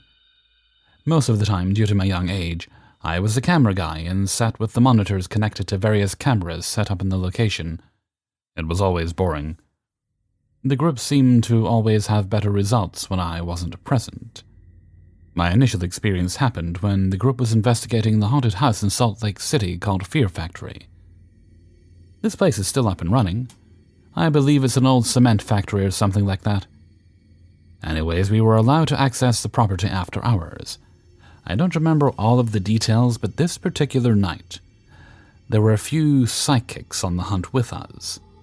At one point, we were in this silo type of building on the property, and the psychic lady was telling us what her impressions were, when she stopped and told the group that the spirits were uncomfortable with specifically my presence. This naturally kind of freaked me out, so I decided to leave that area. Eventually, as the night went on, I got tired and decided to sit in the car and try to sleep. I had rolled the windows down to get fresh air in the car, and before long I fell asleep. When I woke up, my dad and some of the others told me of something interesting that they had found. First of all, when I left the area of the psychic readings, the paranormal activity went way up, to the point some people were hearing and seeing things. The group had multiple EMF readers, lighting up all over the property, even where the cars were parked. When the group was out by the cars, they decided to see if the EMF readings carried over into the cars themselves, so they stuck one of the readers into the open window of the car I was sleeping in. As soon as the reader passed where the window would have been if it was rolled up, the EMF reader showed no readings, and when they pulled it back out, it lit up again. They repeated this multiple times with multiple witnesses, with the same results. It was as if I had some sort of paranormal force field separating me from whatever activity was going on. Since this, I have had multiple instances of people around me experiencing things of a paranormal nature, but my presence seems to ward it off or something. I always seem to miss out on the cool stuff, and nobody has had experiences in my presence. This could be a coincidence, but it also may not be. Does anybody here have any similar experiences or insights? I myself am a religious man and believe in things like guardian angels and such. So that has always been my take on things. But I am curious to see what others' takes may be. 18. So for context, this encounter takes place at the 140-year-old church I work as a pastor at. Apparently, when the second floor was being built in 1976, a worker fell through the roof and landed on a girl who was sitting in a pew at service one day, where both of them died. Since I work as one of the two pastors, I have to go to the church every late Saturday night to prepare the church at the same time as the cleaning crew. I used to not believe in ghosts until these encounters convinced me otherwise. Anyway, this first story isn't really too freaky, but it's worth mentioning because it will make sense for the other stories. Down in the basement of the church, there is this weird storage room area accessed by a padlock. In this room, there are doors leading to other rooms, including the water heater and the piping. One of these rooms leads to this hallway about 5 feet wide and 40 feet long. This whole hallway is filled with old chairs and pews. Anyways, one day I went down there to grab a chair because one of the chairs upstairs broke. And at the other end of the hallway, there is just a man standing there. Now here is the weird thing. The only way in and out of that room is through the locked door to the hallway, which only the staff members and I know the code to. He didn't look like a staff member, and unless he climbed over the chairs, there is no natural way he could have gotten to the end of the hallway. I called out to him, then he just vanished. I later checked the security camera footage. There is a camera in every room because a lot of recent robberies, and he had been there since the start of the footage, which was at 8 p.m. the day before when motion was detected. I didn't open that door until around 9:30 p.m. the day after the motion was detected, so it made no sense. Now in this next encounter, it was with the same man, but another ghost was involved too. This takes place on the second floor, a few weeks after the previous encounter I explained. I was there at around 10:20 a.m. preparing for church service, which starts at 11, and I had to grab something from the kids' art storage room. When I first got upstairs, I saw that same man standing in the room at the end of the hallway. I went over, and when I got within 5 feet of the room, he vanished again. I went into the room, and then as I walked in, I heard what sounded like a little girl who had whispered the words, "You're mine," and the door started to slowly close, and the lights started flickering. Let's just say this terrified me. I darted out of the room, which I'm pretty fast when I'm scared, and I literally jumped down most of the steps on the stairs and ran outside. Later that night, when I arrived at the church to clean, I looked up in the top floor window and saw a little girl and a man standing at the window. They both smiled and waved at me, then vanished. After I saw that, I decided to head home after asking the cleaning crew to finish up, and I promised myself not to ever go back to the church at night. Now, these stories are creepy and all, but what I think is the most creepy part is that nobody else in the church has had any experiences like this. Most people have heard the casual footsteps in the attic, which is unreachable for safety reasons, but nothing like this. 19. So background. I used to go over to a friend's house in high school, and sometimes spend the night. We would play games, watch movies, study, etc. They lived in a house within a historic district of a town in South Carolina. This was one of the first buildings within this town, right off Main Street, built sometime in the 1800s. Their house always had weird things going on, and my friend said it was like a portal of supernatural activity. While there were certain ghosts that resided on the premises, that the whole family had seen on separate occasions and determined to most likely be past residents through photographs. Others were ones that would appear, stay for a week, then never be seen again. I am a skeptic, and this is my story. Regardless, it was common to be locked out, hear footsteps, etc. Nothing malevolent, though. So, It was around 9 p.m. or so in 2012. I decided tonight would be a good night to go watch movies with my friends, so I started over to their house. I pull into their gravel driveway and I pull up to the edge of the grassy area and put my Jeep into neutral. Before I pull the handbrake, I always turn to my right and look out my right window to make sure my Jeep is aligned with a tree about 20 feet away, so my friend's parents have enough room to park. That night, after putting the Jeep in neutral, I do just this, and turn to the right, and like normal, I see I am aligned. So I look back to pull the handbrake, but as I do that, I realized I saw something. So I quickly turned back to see if it was still there, and there was nothing in front of the tree. What I saw was what appeared to be a male teenager in a black hoodie, with the hood up and hands in the pockets, wearing blue jeans, standing right in front of the tree. It was looking at the ground at what appeared to be a 45-degree angle, almost as if they were listening to music, waiting at a bus stop, or something, minding their business. I freaked out, and I just sat in my vehicle and stared at the door to my friend's house. I knew I had to get out, and I was not leaving, but I was terrified at what just happened, and what that was. Once I gained the courage, I jumped out of my vehicle and ran to the door, opened it, and ran inside. Later that night, being the skeptic I was, I decided to ask my friend about what happened, without describing what I saw. I figured if it was real, they likely saw it too and could describe it to me. I asked, "Hey, have you ever seen anything weird and new around the house recently?" I already had an idea of what the other ghosts looked like from what their family had described to me. I knew that if what I saw was in fact a ghost, it was likely a transient one. My friend paused, thought about it as if they were analyzing the past couple of days, going through all the things they had seen, and then responded with, "Oh yeah, actually there was this one thing I've not seen before. It started appearing a couple days ago." What did it look like? "Oh, just some younger guy who looks like a grunger in a black hoodie and blue jeans. They appeared a couple of days back." I did not know what to say because at that moment I realized I likely did see something earlier, as my friend had seen it too without me describing it to them what it looked like. This is why I believe ghosts exist, just not the way the media portrays them. To this day, when I tell this story, the hairs on my back stand up, and my skin crawls. 20. When I was a kid, I got woken up in the middle of the night by the lamps in my room opening by themselves, which got me immediately overwhelmed with confusion.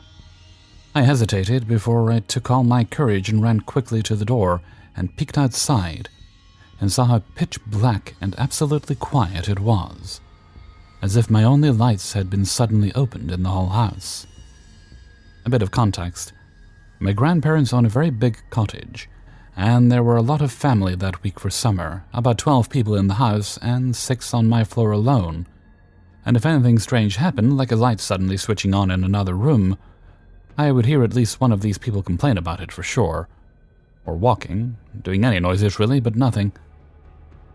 I stood there for a couple seconds frozen in ice, listening to the deafening silence, just hoping to hear anything before I quickly closed the door and turned the light switch off. As I turned around, with the only idea of diving straight into my bed, I saw the weirdest flashes in the window, so I got closer, and to the right at about 15 feet away from the house, I saw a ball of lightning in the backyard, just standing above the trail. I remember there were arcs of lightning around it, spitting in all directions in a very elegant and calm kind of way, and it was floating at about 4 meters into the air. I stood there and observed it, and man, it was so strange. I remember not even thinking about the absolute fear I felt a couple seconds ago anymore. I was just standing there and looking at it slowly and meticulously making its way, by following the dirt and sand trail and never stepping out of it. Just slowly making its way toward the old barn at about 60 feet further down the path. I remember it was going at a slower pace, like a bit slower than human walking speed, but I observed it until it stands behind the little barn, where all I could see then were bright flashes between the cracks and a bit of blue light reflecting on the grass and the trail to the right side of the small barn where it seemed like it had stopped moving. I remember waiting to see what would happen, and after a couple of seconds of realizing it was not moving anymore, I have a bit of a blank. Like, I don't remember if the blue light suddenly went off and I got terrified, or I just got scared that it wasn't moving anymore and waiting. But I do remember running and diving into my bed, sweating and overwhelmed with dread and confusion, hiding under the bed covers, hoping the light in my room would remain off. The day after, I asked my dad if anything unusual happened during the night, without going into much detail, and nothing. Everyone seemed like everything was fine, as if nothing happened to them, and everyone ate as every normal day, laughing and having fun. I thought about it recently, and in retrospect wonder if maybe some kind of entity might have tried to lure or bait me to the barn in the middle of the night that day. I feel like everything happened for me to get up and check the light out, as if something tried to get my attention and got me to follow all the breadcrumbs it had put in sequence just for me to see that ball of lightning and be tempted to follow it to the barn. Like it felt like a bit of an invitation. I don't really know what to think of it, and haven't shared that story before with anyone else but a friend and my sister. It happened about 20 years ago in Canada, Quebec, Tadoussac. Thanks for listening. 21. It'll be 11 years since it happened this December, and I hope enough time has passed where I can write about it without becoming too uncomfortable. I'm actually terrified to post this, which I'm sure sounds silly, but I think it's because I know for a fact that what I saw was real, and I saw something that I shouldn't have. What's funny is it's not even that crazy in itself, it's just bizarre. I get goosebumps and my eyes well up with tears when I think about it. And I'm not a very emotional or hysterical person.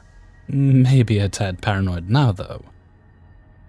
This happened on Christmas Eve of 2011. I'm a 30-year-old female and had just turned 20 years old at the time, and was with a guy friend out on a late-night drive. I was born and raised in rural Pacific Northwest, which is where this event took place. We had parked in a tree and field area close to the bay of a small peninsula on the outside of town. There was a large building and some homes in front of us quite a ways, with a tree line and railroad tracks separating us from the buildings. It was about midnight. We were parked facing the tree line and railroad tracks, and it was pitch black outside.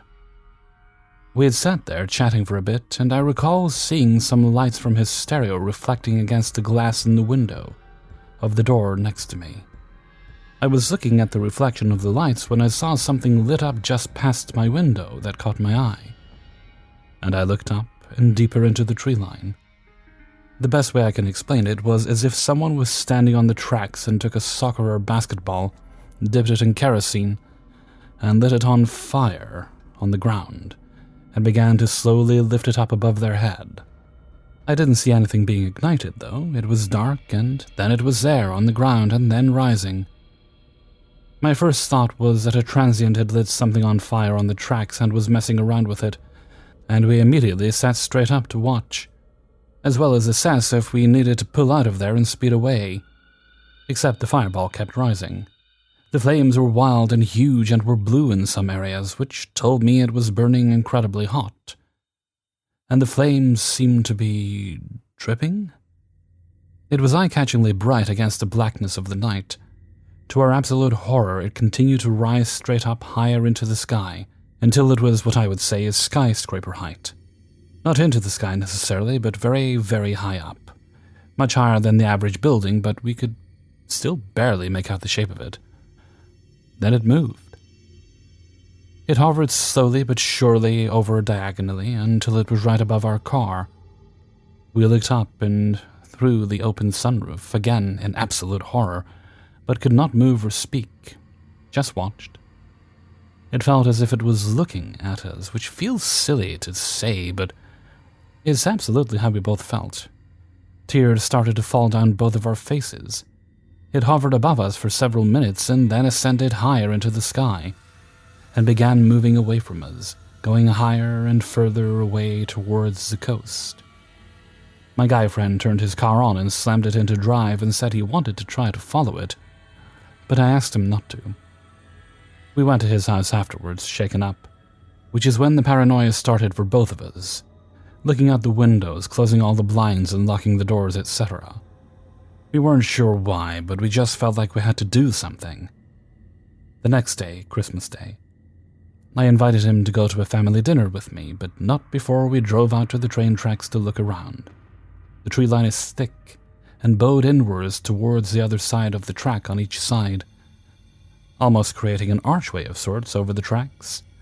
We walked back and forth, looking up close, walking through the grass nearby, touching all of the trees.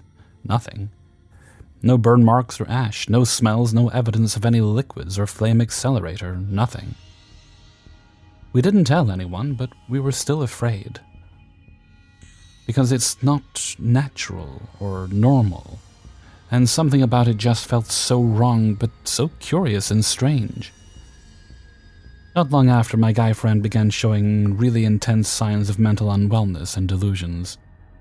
He told me he was scared of me because he believed I was either an angel or the devil there to kill him, and either take him to heaven or hell.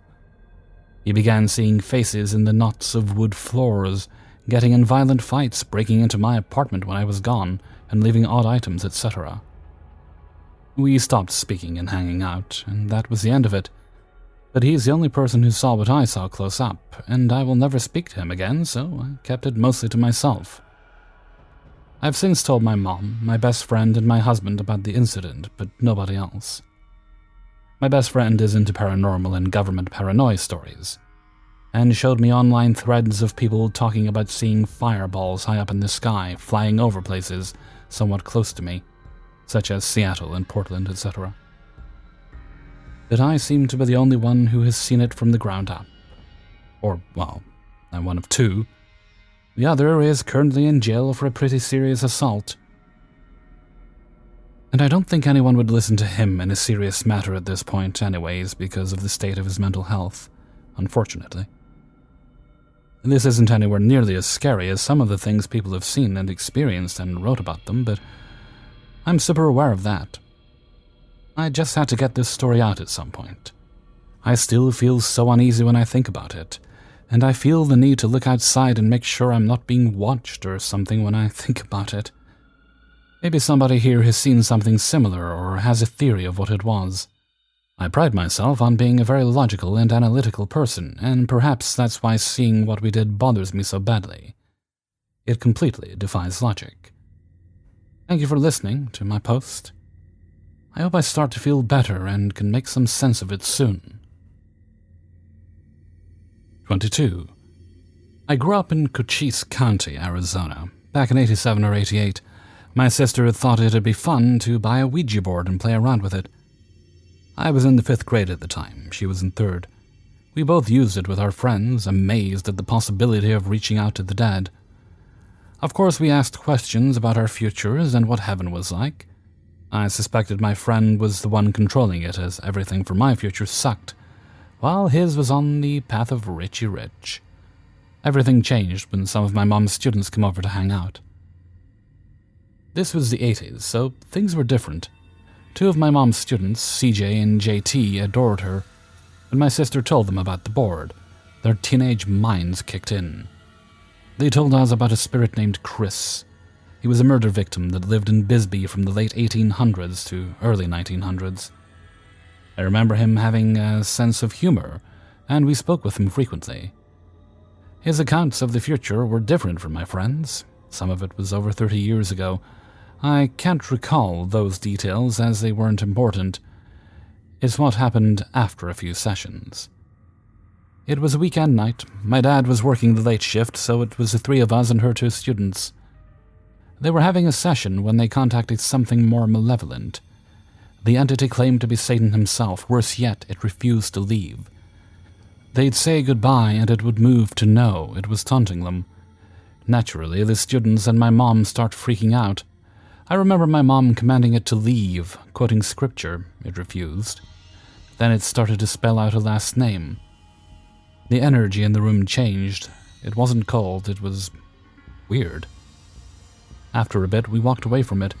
but I distinctly remember my mom leaving the planchette on the letter R, because I contacted it the first letter of my friend's last name.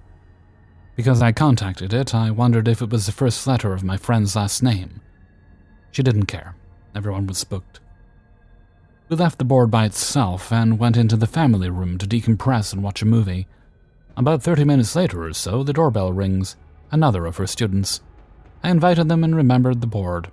I checked and was shocked to see it had moved to P, the first letter of our last name. I told my mom this and she brushed it off as me doing it to mess around. I think it scared the hell out of her. After that, we tried it again and got a hold of Chris. Immediately, the energy changed and felt relaxed and warm. He said that Satan did move it and that he was a pussy. We ended up picking up the board and putting it in the closet in my sister's room. She claimed she'd hear voices coming from it at night.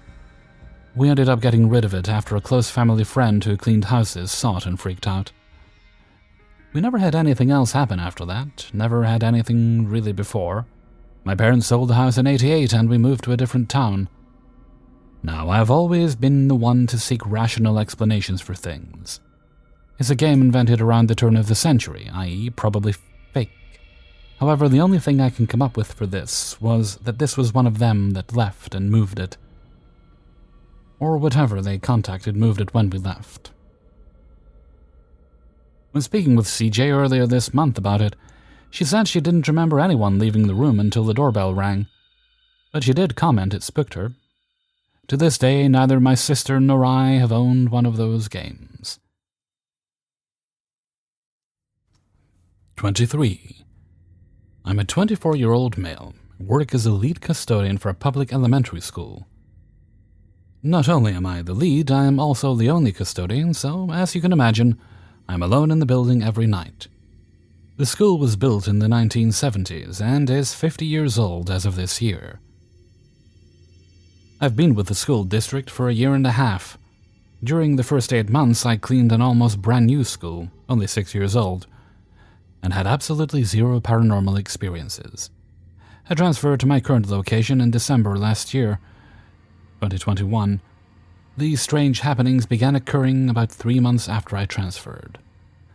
The first event was in either March or April of this year. I was in the front office vacuuming the mailroom floor. In this room there was a large commercial paper shredder, underneath which tiny shreds of paper always seemed to collect. I had admittedly not vacuumed under it in the 3 months since I had transferred to the school, so I decided to move it, only to find something I wish I hadn't. I unlocked the wheels of the shredder and rolled it out of my way, unveiling a massive portrait which was facing the wall it was leaned against. Being the curious person that I am, I decided to move and look at the painting as well, so that I could fully clean that area of the floor. The very moment my hand made contact with the painting, a rush of tingles and a cold sensation traveled up the very same arm and all the way down my spine, giving me goosebumps in the process. I then flipped it around and was met with the portrait of the school's founder. Immediately after this, and for the remainder of my shift, I was left with an overwhelming sense of unease, but nothing else happened for the rest of the night. Nothing happened in the following nights either, so after a couple of weeks I brushed it off as a one-off occurrence. Though being the only custodian, I retained the uneasy feeling, and subconsciously was more on guard for a few months. Fast forward to this Wednesday night. Since the night of the incident with the founder's portrait, everything has been fine. I was in the boiler room where the plant operator, my boss, keeps our stock. I was preparing to begin collecting trash when I heard a faint and continuous noise, which was atypical of the cacophony of mechanical sounds produced by a 1970s boiler room. The noise I heard could only be described as a whistle. As mentioned, this noise was continuous, lasting a full 3.5 minutes. This was not a whistling sound that a leaky pipe would make, but a human whistle. I moved around the boiler room attempting to locate the source of the noise, and ended up in the kitchen where I heard it more clearly, but the volume of the whistle was still quiet. In the kitchen, it was only just loud enough that I could definitively classify it as the sound of a human whistling. This event had no real resolution. as I did not find the source of the sound. The very next night, keep in mind these things. There are 4 sets of heavy metal double doors that section off the hallways. These doors are held open by electromagnetic release devices and are never closed. Last night I was upstairs carrying out my routine as normal, and all 4 sets of double doors were open when I went up. I went back downstairs via the elevator after completing the 2nd floor. Upon leaving the elevator, I glanced to my left, and to my surprise, the doors that separate the stairwell from the hallway were closed. I then patrolled the halls to see if the rest of the hallway doors were closed. The doors near the elevator were the only set that were closed. Again, these doors are heavy, made of metal, and are held open by an electromagnetic release system. The only 3 ways to release them are pulling the fire alarm, setting off a smoke detector, or pulling them manually. Also, both the fire alarm and smoke detector cut the circuit and release all of the doors simultaneously. Remember that I am the only person in this school at night, and I was upstairs, so I could not and would not do any of the things that caused the doors to close. If it was indeed a spirit that closed these doors, I would think that it would need to be very powerful to be able to have the kind of impact in our physical realm of existence. I don't know if this is the case, but I can only hope that this spirit is benevolent in nature, and only wants to mess with me. Same night, different event. Prior to tonight, the paranormal events had been happening only at the school. I was laying in bed watching TV, and my nightstand lamp significantly flickered twice within the span of 30 seconds. I have 2 strands of LED lights, a TV, an alarm clock, and chargers of multiple different types all plugged into the wall sockets. I thought nothing of it, rationalizing with the fact that power flickering isn't an uncommon occurrence. I then realized that to my knowledge, had it been non-paranormal, everything else would have flickered as well. However, the lamp was the only electrical device in my bedroom which was perceivably affected. This is becoming genuinely concerning, because I don't live alone. I live with my aunt and uncle, and I'm worried that I've brought something into their home. I hope that if something has attached itself to me, it stays out of my aunt and uncle's home. 24. I bought a cool house built in 1895, 5 years ago. I love it, and I feel good here. But I'm sure there are some visitors. It's weird, but I'm pretty sure they come and go, and they're different all the time. The first one. When we moved in, the lid of our trash can was broke and fell sometimes. It's not mysterious. At the first stage of our home, we broke a wall to make a big office and library quite soon after we bought it. During this time, the lid fell so much more than before, and some other things too. So I went in the library and sat on the floor and said, "Hi, sorry we broke that wall without asking before. We didn't know you were here. We didn't want to upset you, but it's more convenient for us to have a big office. If you want to tell me something, maybe you can send me a dream. I dream a lot."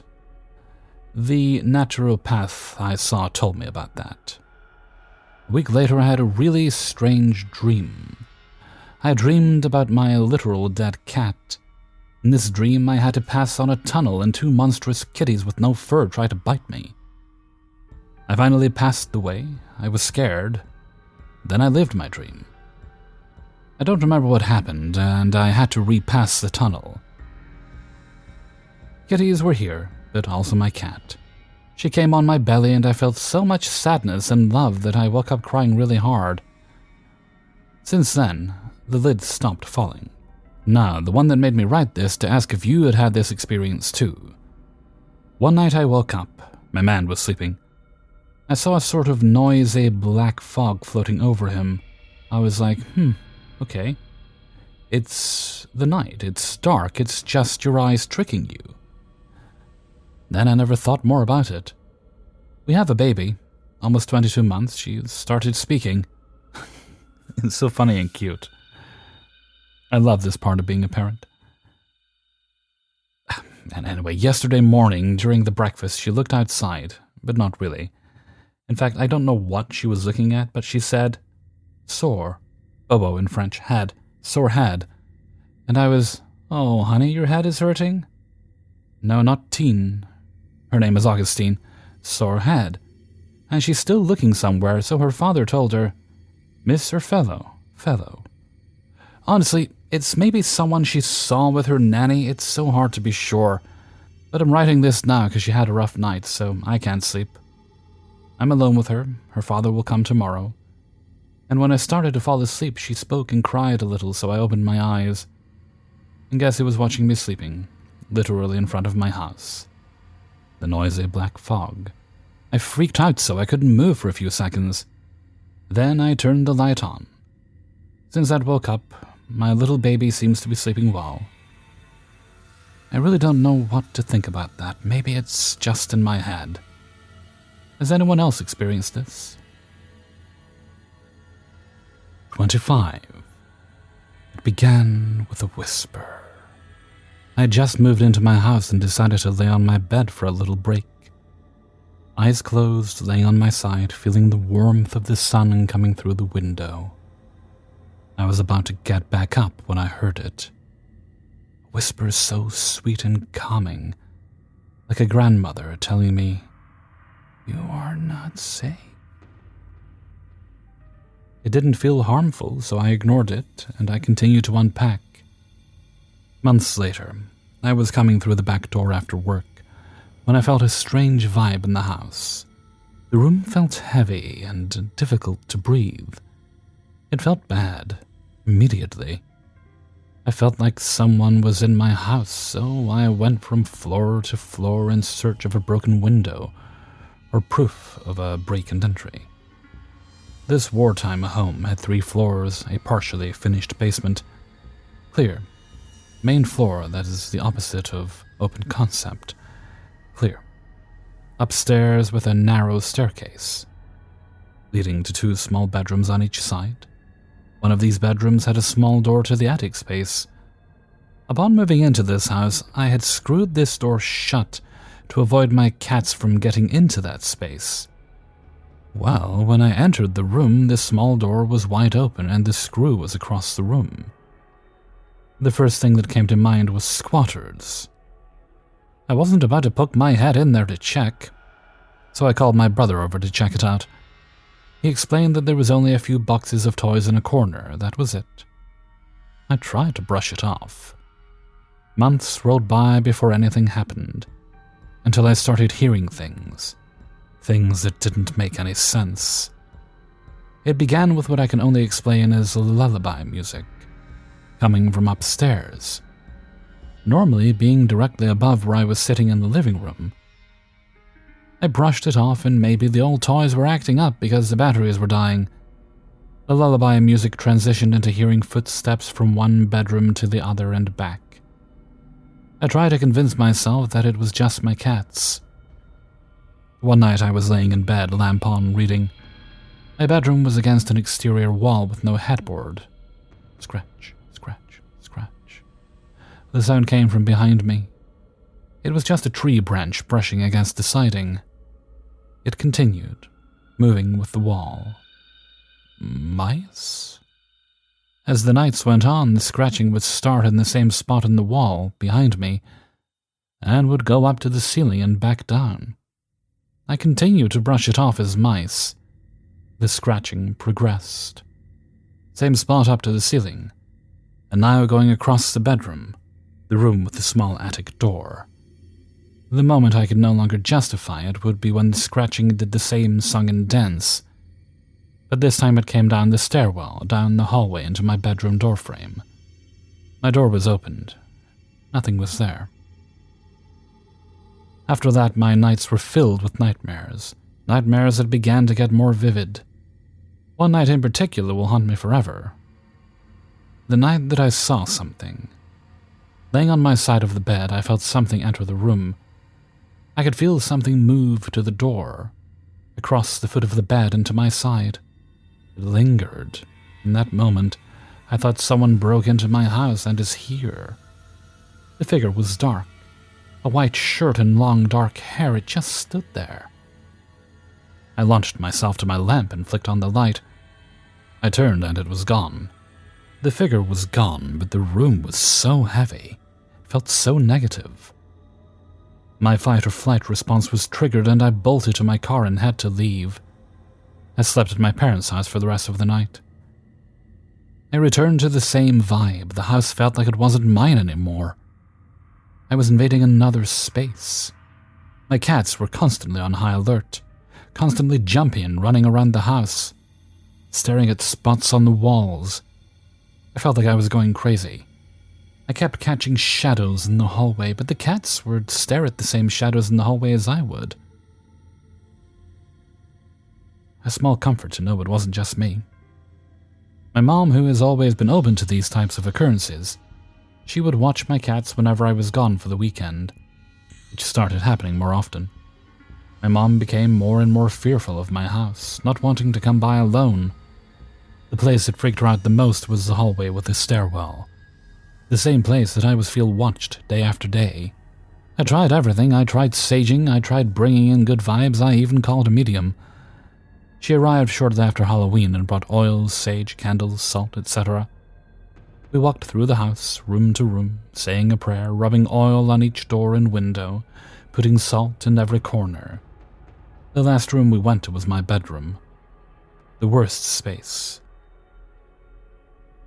I had avoided sleeping there at night and would try to sleep midday or would sleep in the living room because of this.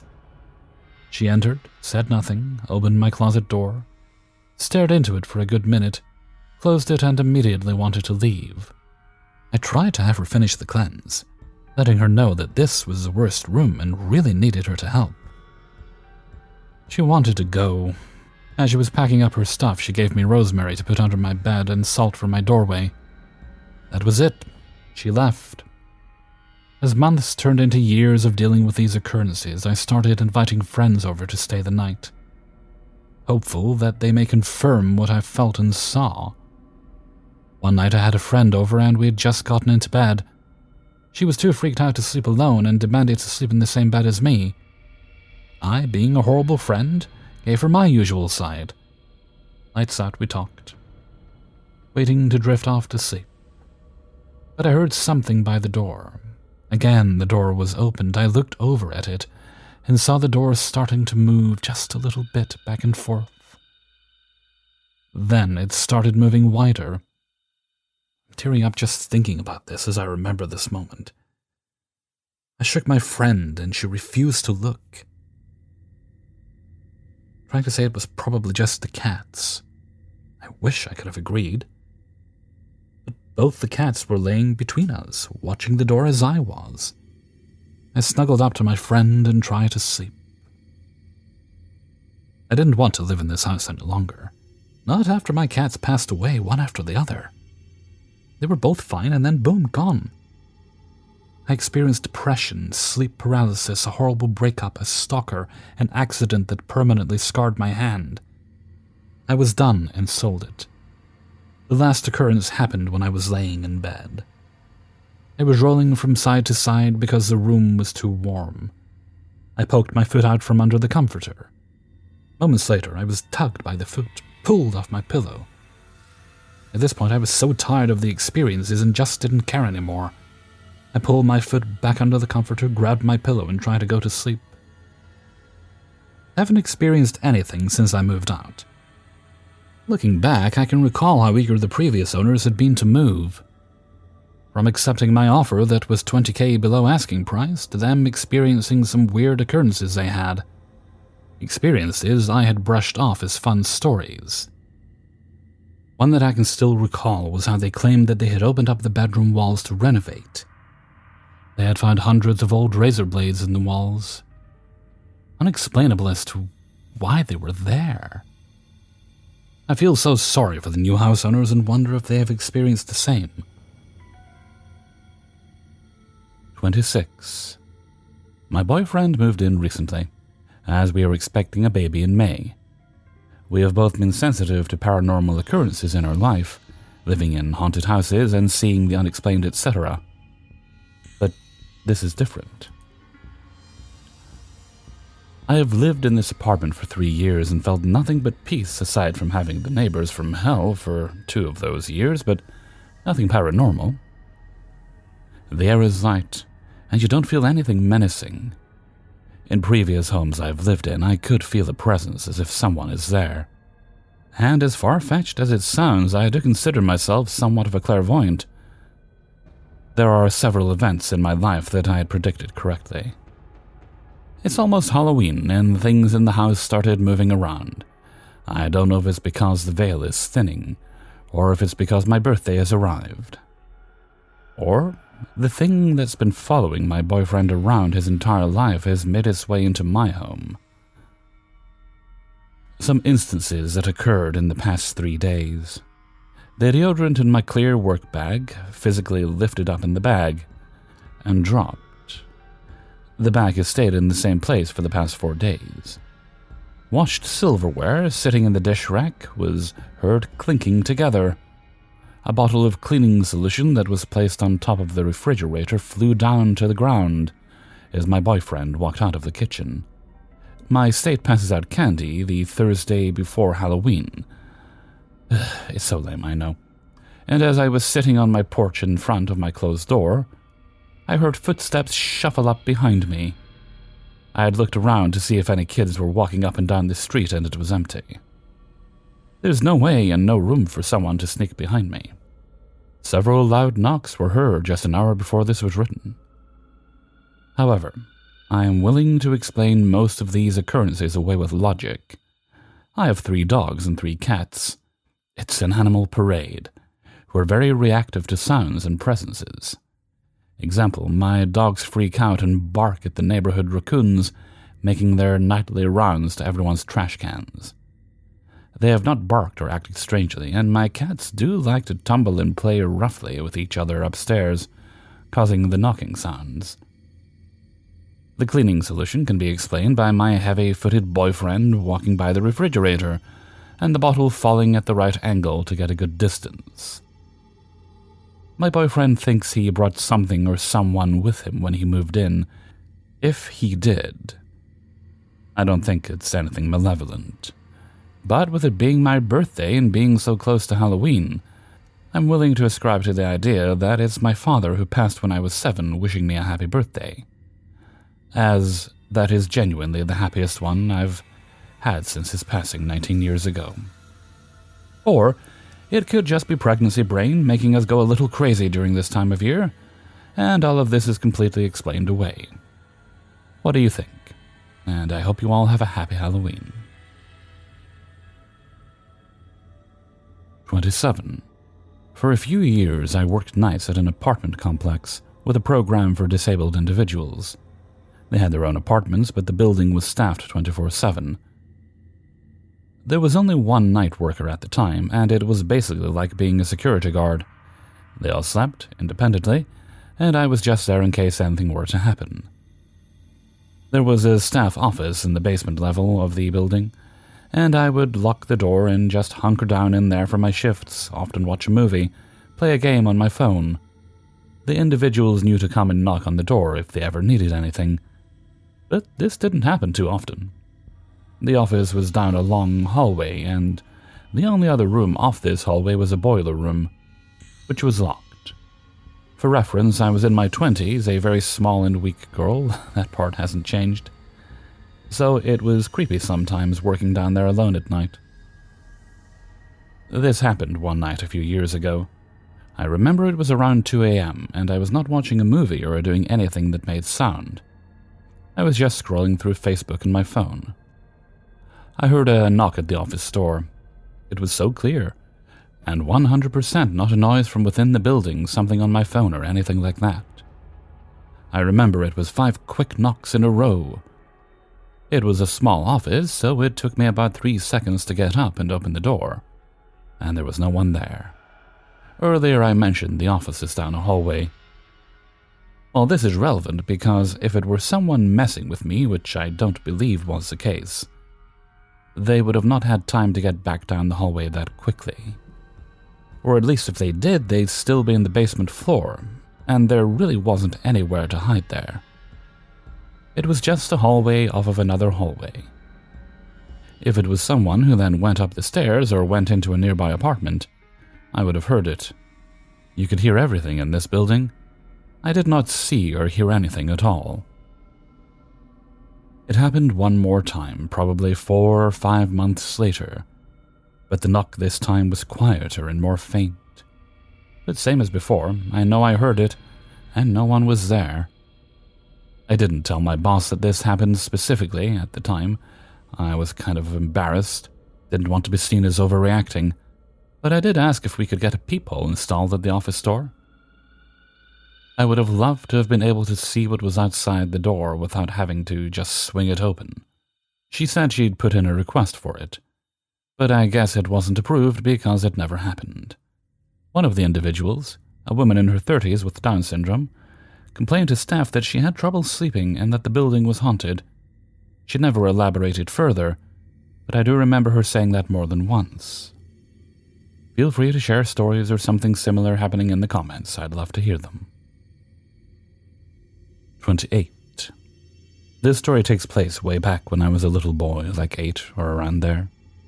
My father was a sleight-of-hand magician, not famous or anything. He just performed for my classes and did Ren fairs and whatnot. However, he was really good at it. He even built his own magic tricks, which brings us to today's story. There was a magic shop that was a city or two away from us. My father loved to go there to get magic tricks. However, money was tight, so he didn't get to go as often as he liked. So when he heard about his big magic auction, he made sure to have some money for the trip. He was going to take one of us boys to go and experience this with him, my older brother. You know him as Brotherbeard from the Neckbeard Stories videos. He had already went a few times. My younger brother was too young to enjoy it, or let my father enjoy the trip. So it was my turn to have this experience. We left early in the morning. My father was excited to take me. He does this thing where he rubs his stubbled cheeks and his hands when he was happy. So he did that right before we left. He was talking about these stops on the way that he hasn't gone to for years, not even with Brotherbeard. So he was excited to share some ice cream at this old diner that was by the lake. Turns out that the diner was too old. It looked like it was empty for a couple years. So we sat on a bench looking out over the lake. He was talking about how the diner had this baked ice cream thing when it was new, and memories of the lake. In the middle was this boat. A guy was just sitting in it. As we talked, we watched him. I couldn't tell you what he looked like, except that he wore some kind of hat. I don't know if that's due to poor memory or what, but I remember what happened next vividly. See, this guy was fishing, so I was waiting to see him reel one in. However, what he did was stand up, walk off the boat, and fall through the water. Yes, he fell through it, not in it. What I mean is that he fell. There was no splash, no ripples, no sound, no disturbance of any kind. In response, my father says, "And that's when we leave," and stands up and books it to the car. When I got in, I looked back at the lake, and the boat was gone. We continued to the magic shop. I believe it was called Abbott's. The store was interesting. On the front of the store there was a mural of skeletons. I cannot explain any further, but it was a sight to behold. Inside were counters and shelves filled with hand illusion tricks, like the broken pencil and a simple ball disappearing trick. And then there were more elaborate tricks, like this one pyramid, that your audience would select a color eye on your die and the lid, and you would physically know what the color was. And then they had huge tricks which were meant more for a stage. The store was awesome. After a while of browsing and waiting for the auction to begin, I needed to use the bathroom, so I went to the owner and asked where it was. He looked at me all seriously and said, "There's none within miles." The look of panic on my face must have been priceless because everyone laughed, even my father. "I'll show you," my father said. He led me right to a wall. I thought this was another joke. "Open it," he said. I looked closer and saw a knob. I grabbed it and slid open the apparent secret door. Behind it was stairs leading down to a basement. "It's down there," Father said. "Should be obvious." I never wanted to leave this store. I walked down the steps and there were 4 doors. The obvious boys and girls room, a door that said office, and another door that didn't have any label. So I did what any kid in my situation would do. I went and used the bathroom. When I came out, there was this little girl in the hallway smiling at me. "Hello," she said. "My name is Sally." Hi, I'm Chris." "You want to see something?" "Sure," thinking she meant a magic trick upstairs or something. "What is it?" I said as I headed to the stairs. "It's down here, silly." Now, I cannot remember any details about her, just that to my 8-year-old self, she looked like any kind of girl of that age. "Shouldn't we ask our parents? And I'm sure the owner doesn't want us poking around." "Come," she said, holding out her hand. It was at this time that I heard my father call, "Come on." I said maybe my father wouldn't mind, and I ran upstairs and told my father about Sally. He looked at me confused and said, "I think you're the only child here." "No, really, come look." We went downstairs and she was gone. My father looked into the girl's room and called her name. Nothing. I told him she wanted to show me something down there. He looked concerned. I was only 8 years old, but I knew about stranger danger. Just not danger coming from a little girl. So I remained silent. We went back upstairs and my father went to the owner and told him what I had said. "I met Sally then, huh?" I don't think my father mentioned her name, just said a little girl. I piped up, "Yeah, she wanted to show me something downstairs." The owner's smile faded. "Never go into the storeroom, okay, son? That's off limits." To this day, I do not know what happened to Sally in life, or if in fact she was a little girl to begin with, or why the stern warning if there was more than the obvious.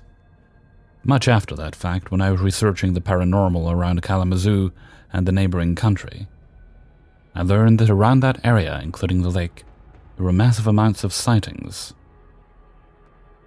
I did find a guy that jumped in the lake back in the 50s, but nothing about a little girl in or around Abbott's. I don't think what Sally had planned was anything good, but I can't figure out what she really wanted.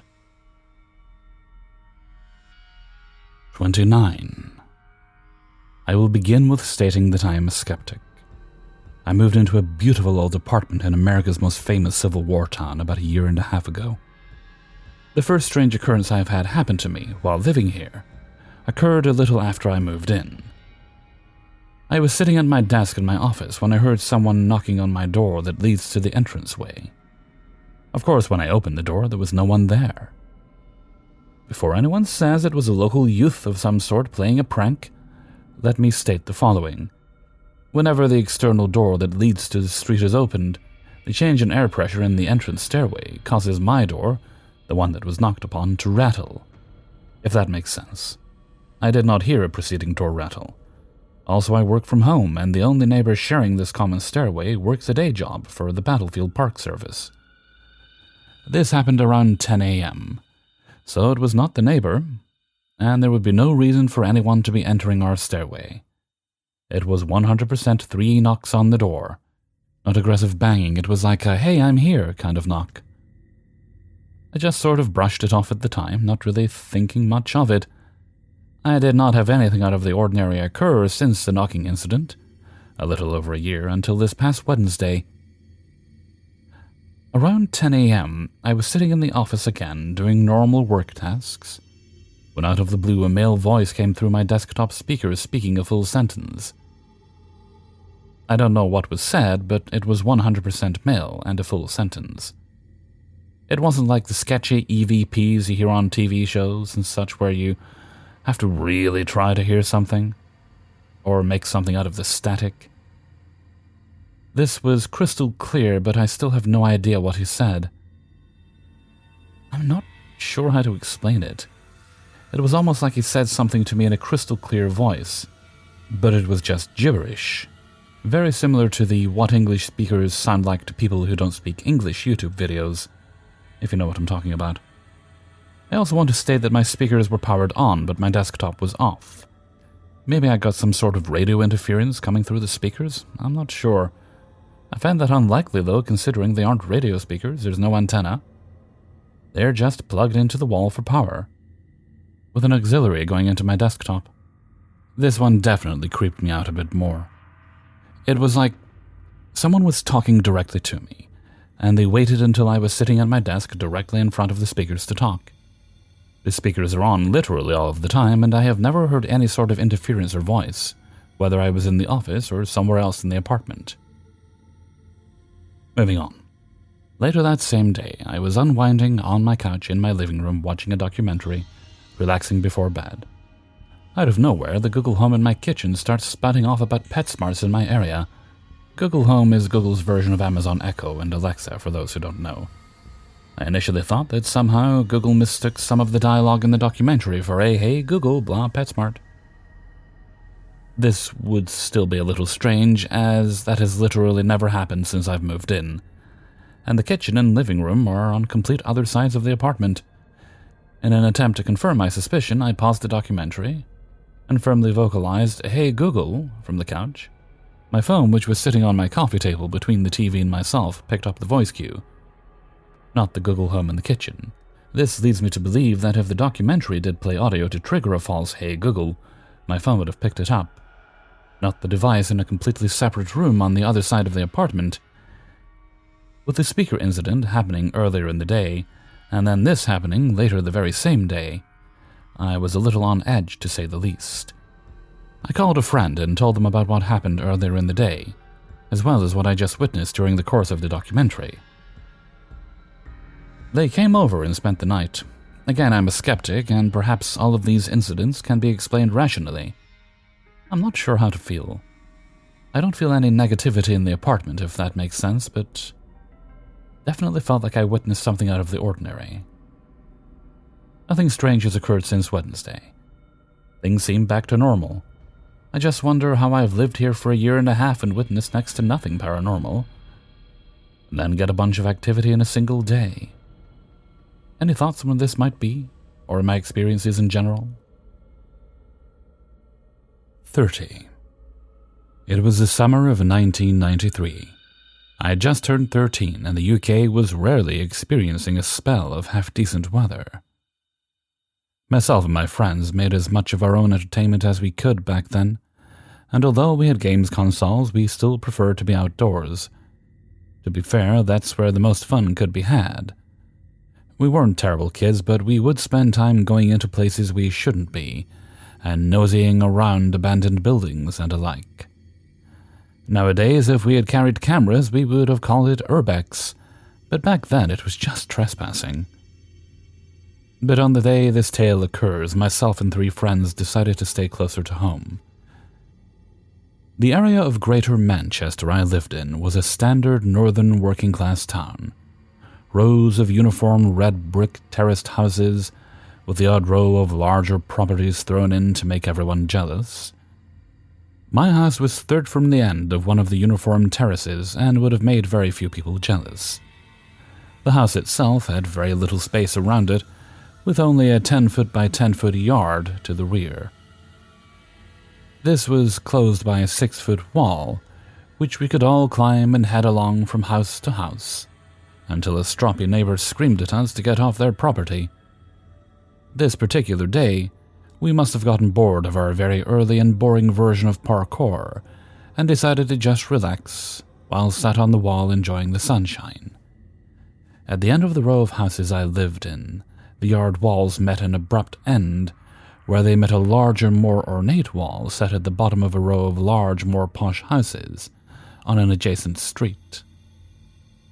Of this row, there were 3 almost identical houses which made up Trinity Place, a well-to-do set of homes named after a small church which was directly over the road from them, but at the end was a home of a very different construction which had been added to the street later, but was larger in size than any other house on the street. This is the house my story revolves around, number 88 Blandford Street. This was a very square house, again of red brick construction, that in almost all ways was unremarkable. The house had a nice-sized garden to the rear, especially compared to the tiny yards that all of the other houses in the area were bestowed with. The house was owned by a nice old couple who tended the garden regularly with a good selection of flowers, fruit, and vegetables on display during the summer months. couple kept themselves to themselves, and although people in the area must have known them, me and my early teen friends certainly didn't. I can only assume that the couple had no children, as you never saw any real visitors. But a few years before my story begins, the gardens started to become overgrown and unkept. This was due to the house now only being occupied by the old man. Whether his wife had passed away or been taken into a home or hospital long-term, I don't know. But only a short while after that, the house became empty. For months, then years, the house sat empty.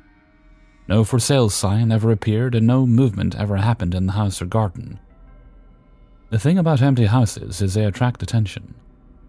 Like-minded children to myself had started to pay interest in the place, and as no one would get into trouble for it, damage to the house started to occur. At first, a single window got broken, and that is all it takes. A broken window is more contagious than COVID. If left unfixed, broken windows spread. Kid sees one and makes them multiply. Living next door to a place with a broken window puts your home at risk, and over the months more and more of the windows got broken. This caused more issues as more serious damage was then caused.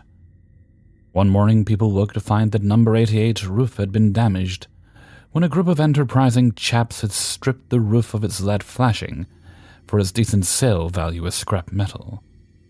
This left the house open to the elements, and only after a short period of time the house now sat derelict and a shadow of its former self.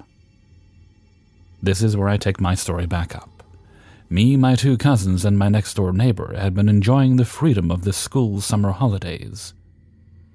We had enjoyed time around the streets, riding bikes, playing football, and our version of backyard parkour. We all called back to my house, where me and my cousins grabbed lunch. My neighbor Paul had eaten in his house at the same time. We were now all relaxing and sat on the wall planning the activities we could do to occupy ourselves in the afternoon, till the time my aunts called to collect their sons, my cousins Dan and Charles. As we sat and checked off things we didn't want to do, Paul asked everyone what we thought the guy was doing in number 88. As we all turned to look, it was clear to see a middle-aged man, dressed mostly in black, walking from room to room. I say it was clear, and that was in no small part due to it being a bright sunny afternoon, and the lack of windows meant you could see straight into most of the tatty rooms at the rear of the property facing us. The man would walk around one room, clearly looking intently at the walls, floors, and ceilings, then would move to the next room and do the same again. This went on for a while, and all four of us were intrigued by the fact that someone was inside number 88 for the first time in ages. So we watched him go about his business. After a while, the man disappeared into a different part of the house, but then showed back up at one of the few remaining windows, which was situated on what was the landing of the first floor. Second floor if you're in the USA. He stopped there for a moment and looked down into the now overgrown garden, and it was at this point we noticed what he was wearing. Although he had been visible walking round, we hadn't clocked much of his outfit, other than it was mostly black. Now stood clearly at the window, a dog collar was visible on his neck. The man was a vicar, or priest. He moved on, and we didn't see him again. The main door of the house was to the side and wasn't visible from where we were sat, so we just assumed he had left. Now, as kids, I think our minds work differently, and I think we are much more easily influenced by stories and such that we have been exposed to. In the summer of 1993, 4 Greater Manchester lads got to thinking about the priest and what his business was inside number 88. We wondered if maybe he was a friend of the couple, or if they had been part of his congregation before they had passed away. Maybe he knew the couple's remaining family and had been asked to check on the house for them. Then, in a moment of pure genius, I think only 4 lads who had been sat on the wall for hours in the summer sun could possibly have achieved, we concluded that the priest had seen the old couple's last will and testament, knew the couple had no family, and, here's the genius part, was aware that somewhere in the house was either a sizable amount of money or some other such valuables. We settled on the idea almost instantly. Inside number 88, there was a treasure, and this priest was looking for it. We deemed unsuccessfully, as he wasn't seen carrying anything. This idea was great. It was exciting to think that we were 50 yards from riches beyond our wildest dreams. After all, this was a big house which, until the couple passed away, had been well kept, and as such maybe they had kept their valuables in the house and died before moving them or passing them on to loved ones. Now, of the 4 of us there that day, myself and Paul were slightly older and also lived within sight of number 88, whereas Charles and Dan lived in a neighboring town and were only visiting for the day, so we couldn't do much about it that day. The sun kept shining.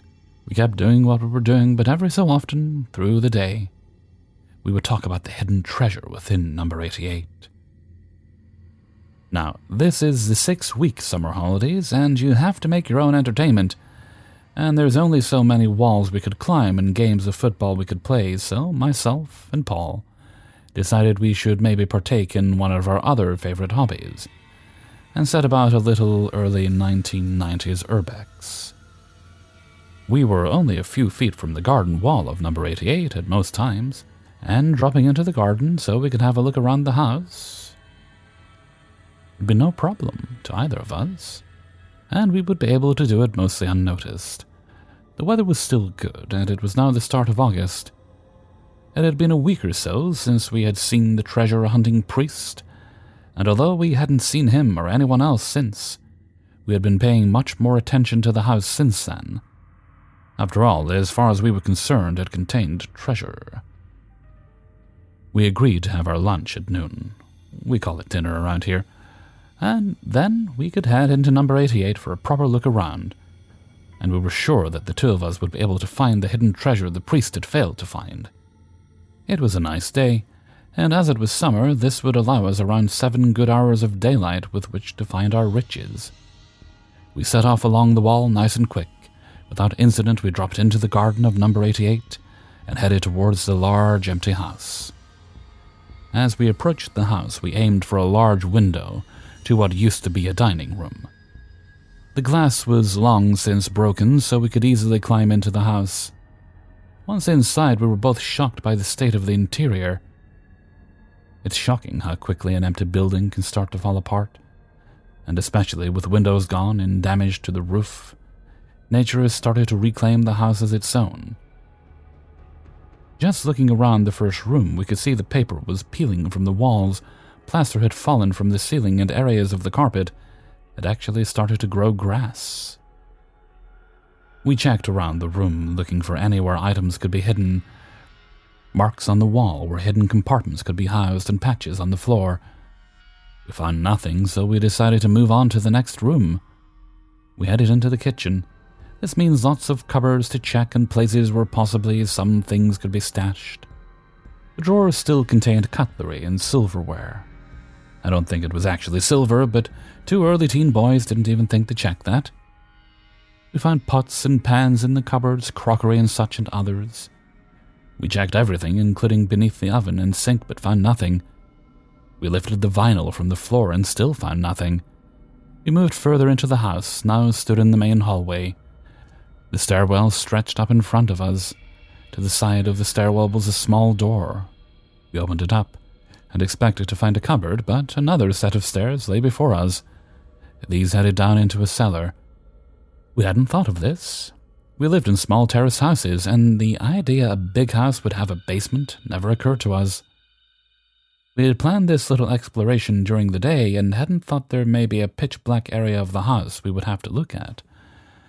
Just looking down the stairs, neither of us even considered heading down them into the pitch blackness which prevented us from seeing the bottom of the staircase. We both had torches at home, but neither of us had brought them with us, so we decided, if needs be, we could grab them and call back another day. We closed the door to the cellar and moved along the side of the stairwell towards the front of the house.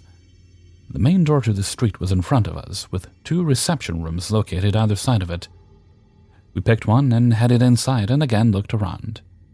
Neither of the 2 rooms produced our desired valuable items, so we headed to the stairs and to the upper floor.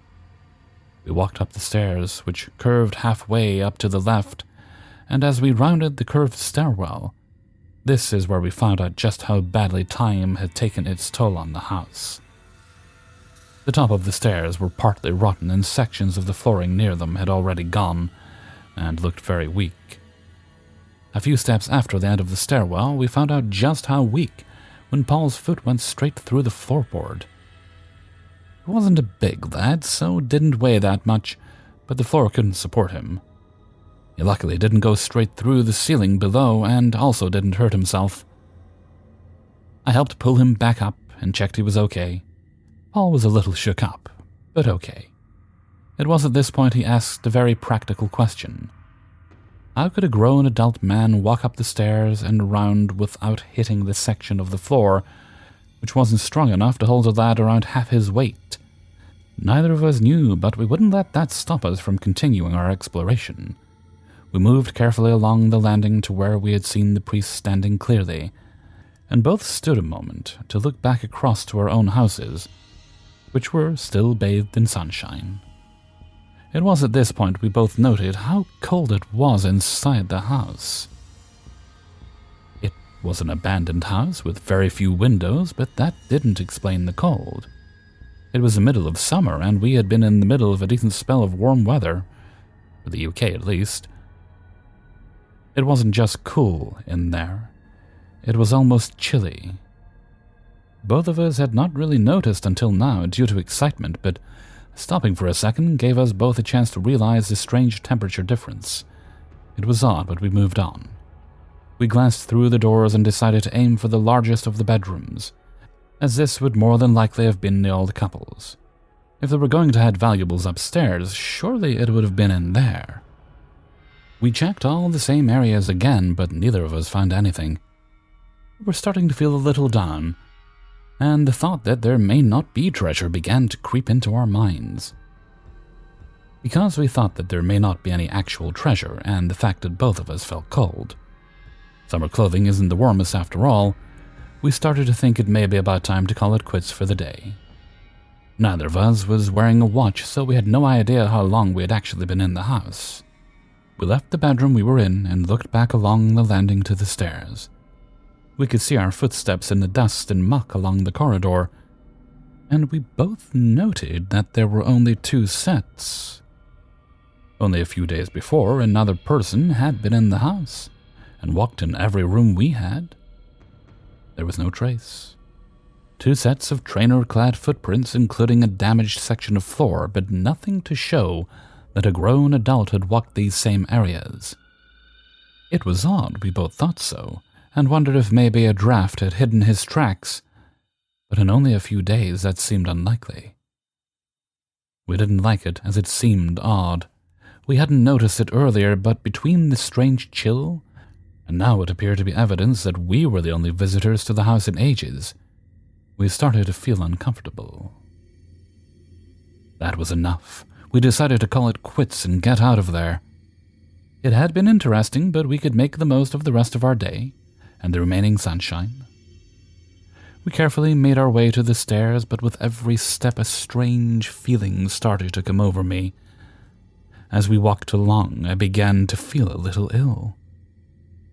It was like when you've done something massively wrong, and you know you're going to get caught. That feeling like a knot in your stomach. I looked over at Paul. He had gone pale as well. I asked if he was all right. He said he felt sick and really didn't look good. That was both of us, and moments ago we had both been absolutely fine. We made our way down the stairs and turned towards the back of the house and the window we had climbed in.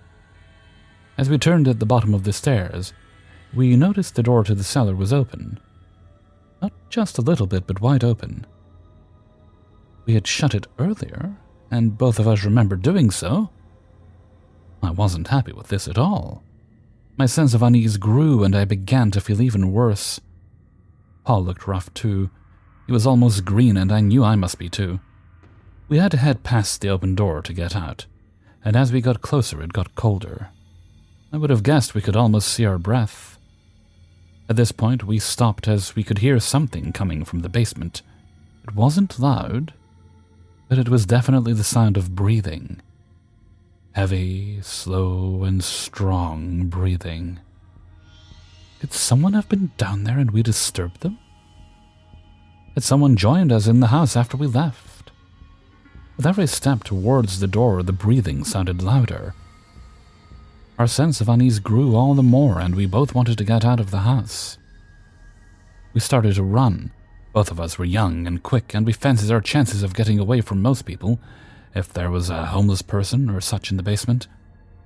We both started powering along the corridor toward the open door of the dining room, and the window leading to the sunny garden beyond. Paul was just in front of me, and we were matching each other for pace. As we got close to the basement door, curiosity seemed to get the better of both of us. We both slowed and turned to look into the stairwell. What we expected to see, neither of us knew. Would there be a person stood there? Would we even want to see what was there? The answer was nothing. Nothing was there. But not an empty space. Strange void. The space between the door and the rear wall could only have been 3 feet, but we couldn't see it. Beyond the doorway was just blackness. It was still a bright day, and everywhere else was well lit, but not this stairwell.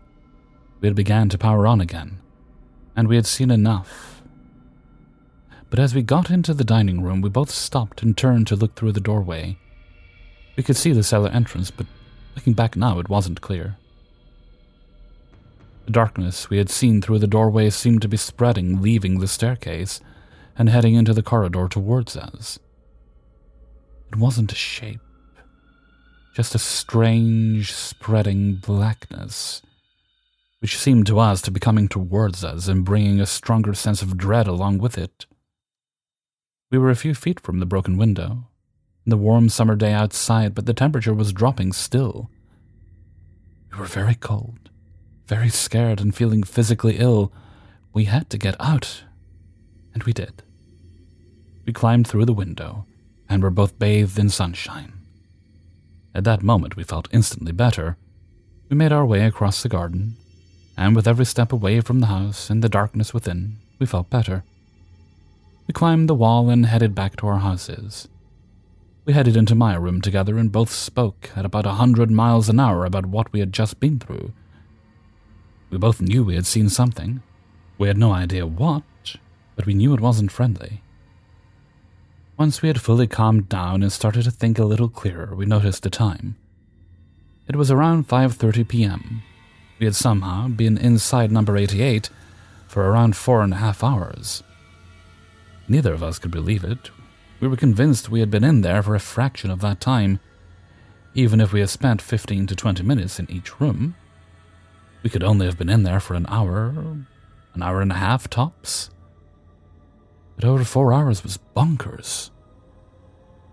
We decided that our treasure hunting days were over and that above all else, whatever was in the basement of number 88 didn't need to be disturbed by the two of us ever again.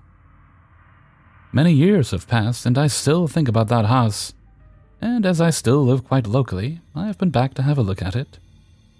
The main house has been converted into multiple apartments, and a small bungalow has been built in what used to be the garden. I don't envy anyone who lives there. Hey everybody, Hellfreezer here, and thank you very much for listening to the Halloween Spooktacular 2022. And thank you very much to everybody who allowed me to use and sent in stories for use in this video. It took a long time to put together, but I think it was worth it in the end. And shout out goes to Very Violet, the author of story number 27, the one titled A Knock and Then No One Was There. Thank you very much, Violet, for allowing us to use your story. And also I have a little shout out to go to the author of story number 15, Reddit user You're Always Pretty. And if you have a look next to the story, there will be a link to their Instagram account, and you can check that out too if you'd like to.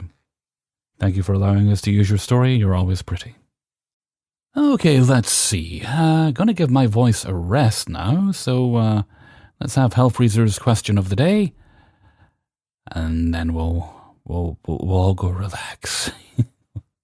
And today's question is, when does Halloween begin for you?